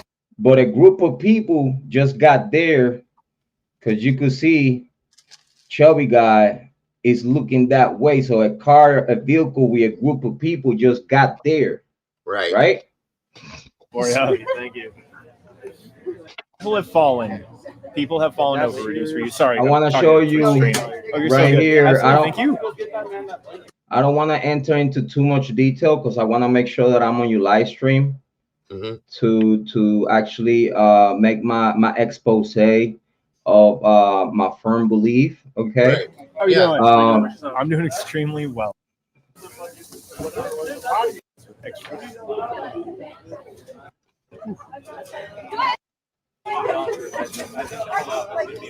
Order 80. Right here. Okay. And right here, Ethan and Sana. Sana had the sweater right here. Oh, okay. She had that sweater on a TikTok that she made days before. This sweater right here. Gotcha. She had the same sweater on a TikTok. Wow, okay. They actually are saying hi to the camera. Okay. They actually saying hi to the camera. Apple Pay, right? Of course we do. Of course. And you remember that, and this is where she mentioned the Apple Pay. You have Apple Pay? Of course you do have Apple Pay. This is how Kara told me that she recognized her daughter because her voice and her features. Right. Extra slaw? Is that You see how happy this young lady is? Oh, yeah, for sure. And everybody said that Sana was a very happy kid. No, it's not charge. It's just a modifier. Hello. They have Apple Pay. How's your night going? You see? Hi, you have Apple Pay. You remember they have the warrant for the Apple Pay for the apples? Right. Apple Pay, right? Of course we do. Of course you have Apple Pay. Yes. Look at, they're on the camera right now. They're about to say hi to the camera. Hi, camera. Okay, Chicken taco. You heard that? Got it. I'll do the Oh, absolutely. You heard that when she say hi, camera? Absolutely. Okay. I just gonna leave it right there. That's how Kara told me that she recognized her daughter and her boyfriend through her voice and her face features. So I just want to leave it there. So like that, we give him a little bit of more of a play over there on your live stream if you allow me. I promise I'll make you look good. I'm not gonna like Not worried about that. Speculate nothing crazy or nothing like that. But I want to appreciate you for being here today, brother. Like I gotta tell you, man, you made my day having your presence. One of the true crime authorities and in this community, so humble, so enjoyable. Everybody loves you. Thank you, man. Thank you for being here. Please make sure that it's not the first and last. Make sure that whenever you have the opportunity, feel free to come along and have a little chit chat with me. I promise I'm not gonna keep you for too long. No worries, brother. Like I said, I'm always out. So I'm supporting you as much as I can, and I will be here. It's just this one was just a little late for me. Otherwise, I could hang longer, but I got to get up early for my son. Otherwise, I'd still stay here through the whole thing. I have no problem with that, and I will be back absolutely for sure. I appreciate you, Dago. Anytime I can be, and you're always welcome in mine. You know that as well. Always. And everybody that's in here, thank you for coming over here tonight to support Jay. And please keep coming, whether I'm here or not. Please keep coming and supporting him when he does go live. He's a very hard worker, very, very in touch with what he's doing, and puts a lot of time in it. He deserves the respect and love that you guys would all give me and any other creator, and then some. So please continue to support as you are. I appreciate it so very much. Thank you, Dago. Guys, let's give a round of applause to Dago, and thank you for being here today, brother. Thank you very much. Appreciate you. Guys, make sure that y'all go and subscribe to the True Crime Cafe with Dago.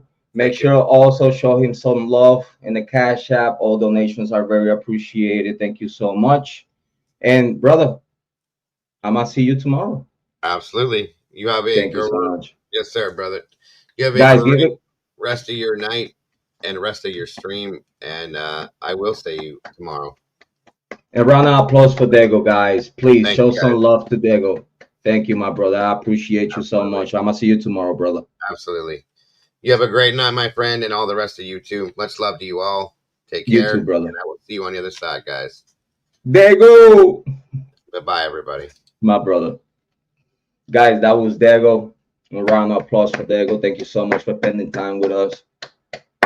I'm not gonna keep ya too long. I'm not gonna keep ya too long because I believe we already gave you the meat and potato what we was here for. We already in the second hour and 26 minutes. Okay. Yeah, Captain Meatball in the building. That's our beloved Dago.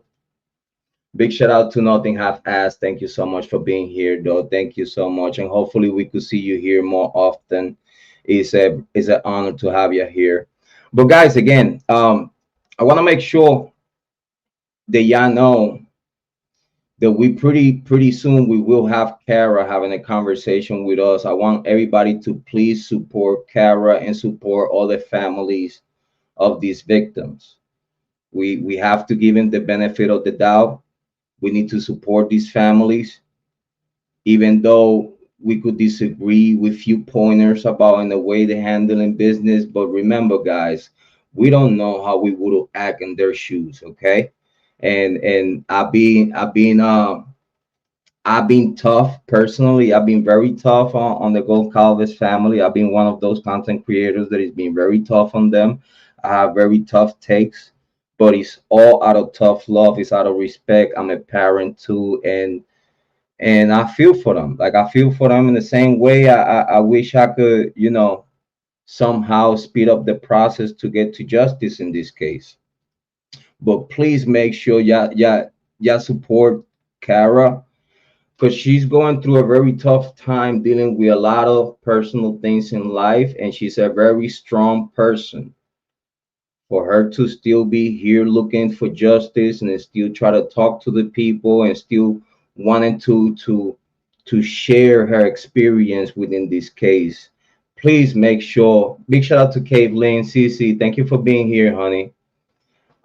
Let's please make sure that we understand that people go through things in life.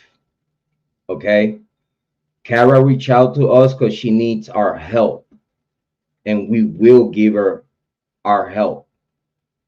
We will make sure that the whole world knows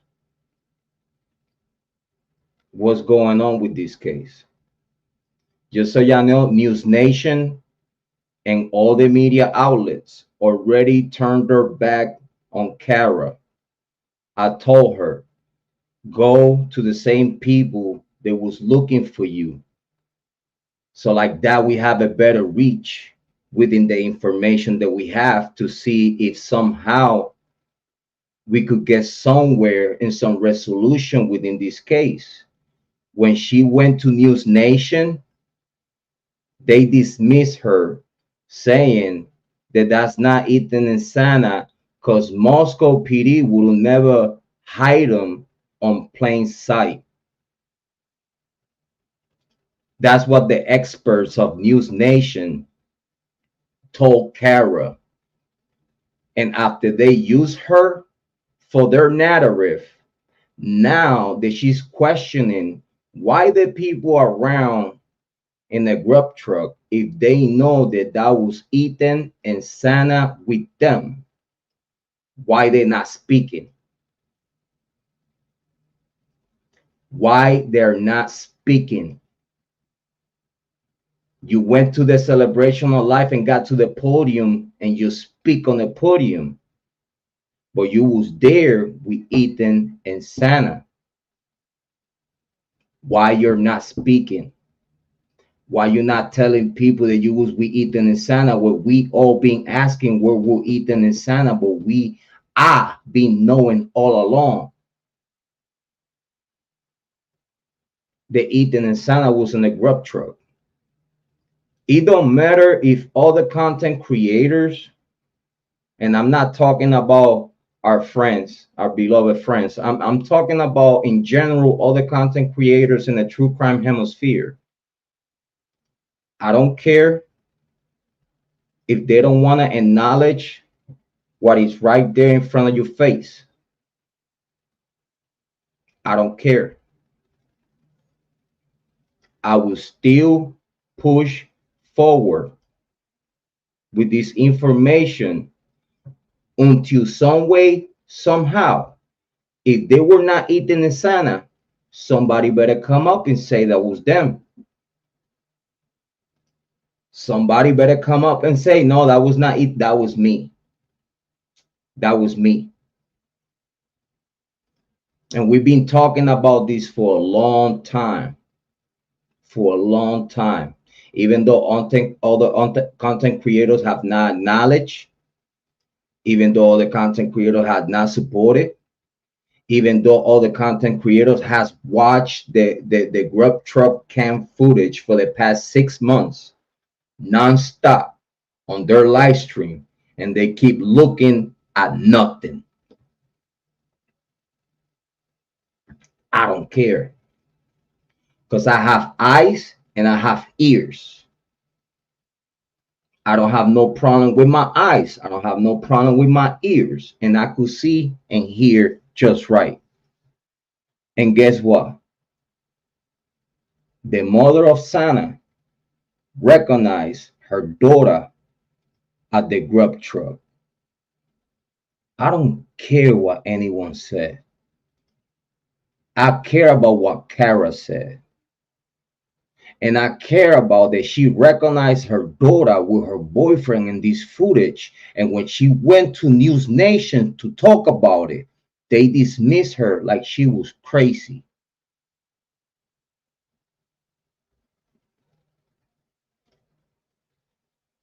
I will be here supporting Kara until we debunk, or we either confirm or is denied. Is either confirmed or is denied. I'm glad. By the way, nothing half-assed. Big shout outs to you. You just became a moderator. Thank you so much. I appreciate you, honey. Thank you for being here. But we will keep asking questions. We will be asking questions. We will develop this story, and we will help Kara to get to the bottom of that. Because if they are or they ain't, we will get to know. It's a warrant for Apple transactions. Why don't make you think that in the same way Santa send this footage? Oh, you have Apple Pay? Oh, of course you have Apple Pay. And it seems that she paid for everyone.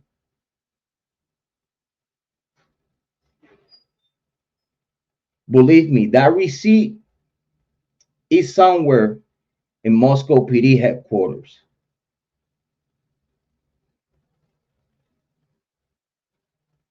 Right now, as we speak, that receipt is a Moscow PD headquarters. So if they're gonna let that go or not, that's up to them. But guess, hopefully, between me and Kara and ya as a community, everyone that is here today, we put enough pressure to either debunk or confirm what we see and what we hear. But we will keep making noise until we get to the bottom of that. Because I can't sleep at night thinking that I see and I hear Santa and Ethan in that food truck. And Santa's mom confirmed this a month ago.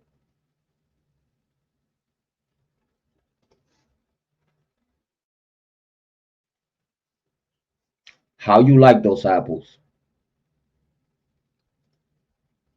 So we're going to pray for all the families.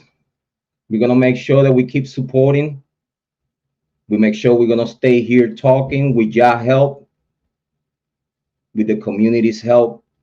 I thank y'all so much for being here today. I thank y'all so much for spending this time with us. Big shout out to all of you. Everyone that is here in this chat room right now, thank you for being here.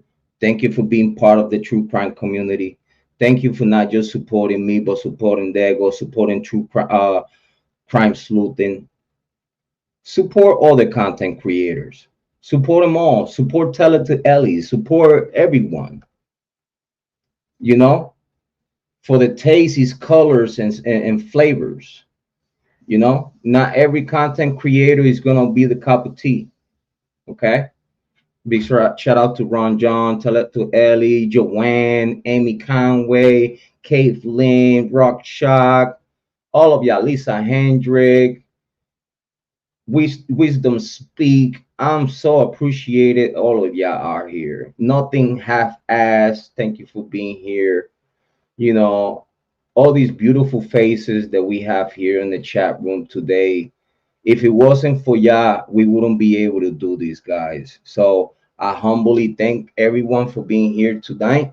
Make sure that we see y'all tomorrow with Dago. We will be with Dago supporting and giving our analysis. We're gonna make sure that we have a good show and we have good information for everyone in the community. As y'all could tell, I learned from my mistakes. I learned by my mistakes. Oh, and right here, please make sure y'all click the link and make sure y'all hit the membership for Dago Wisdom Speak. Thank you. Thank you so much. Thank you for doing that. Thank you so much, guys. Make sure that y'all become a member on Dagos. Make sure y'all keep supporting and y'all keep pushing a very good show with good vibe, very humble, very polite.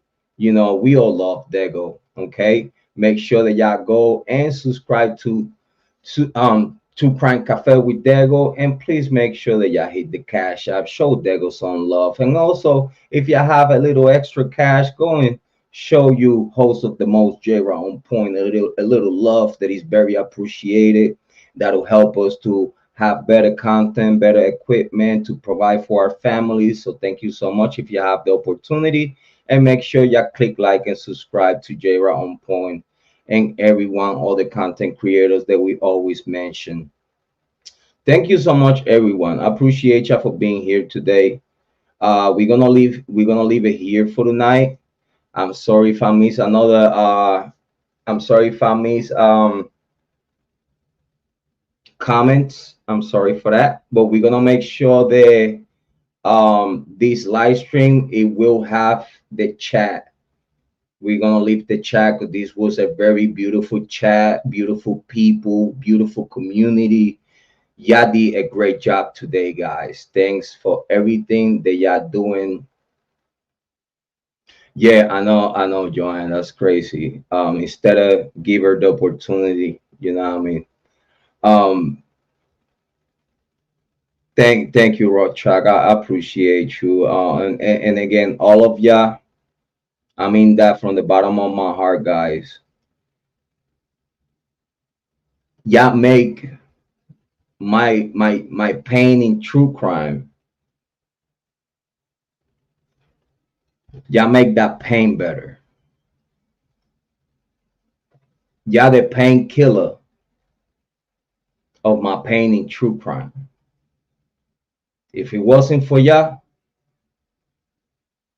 I don't think that I'll be here today. Y'all give me a purpose to not just be a better content creator, have a better conversation, get to talk to y'all better, get to know y'all better. I learn by my mistakes. I'm a human. So please keep giving me the benefit of the doubt, which I appreciate so much. And humbly, I thank everyone for being here tonight. We're going to leave it here for tonight. Thank you so much. I love ya. And we will come back tomorrow with Dago. And we have more videos coming up, more videos uploaded. Make sure y'all click like and subscribe to all the network in our homepage. I'm putting content on every page that I have. I got content on every single page that I have.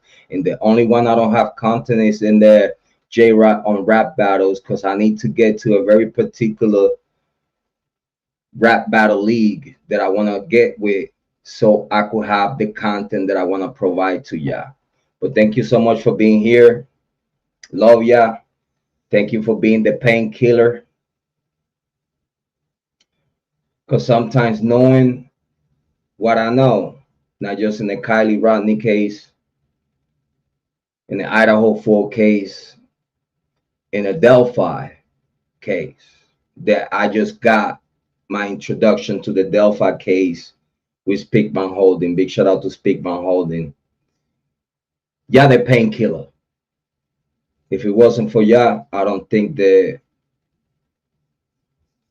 I don't know. But very humbly, is the host of the most. Believe in yourself, because I believe in you. If I did it, you could do it too. I believe that you will take the best decisions for you and for everyone around you. The host of the most, the thing to the tango, the yin to the jangle. Always yours, always your brother, always your friend, always your true crime content creator. Fighting for victims, fighting for the family of the victims. Jrod, on point. Thank you for my new beginning. Thank you for the new subscribers. Thank you for the love and support. Love ya. Have a good night. I'm gonna leave you a little music. Keyword.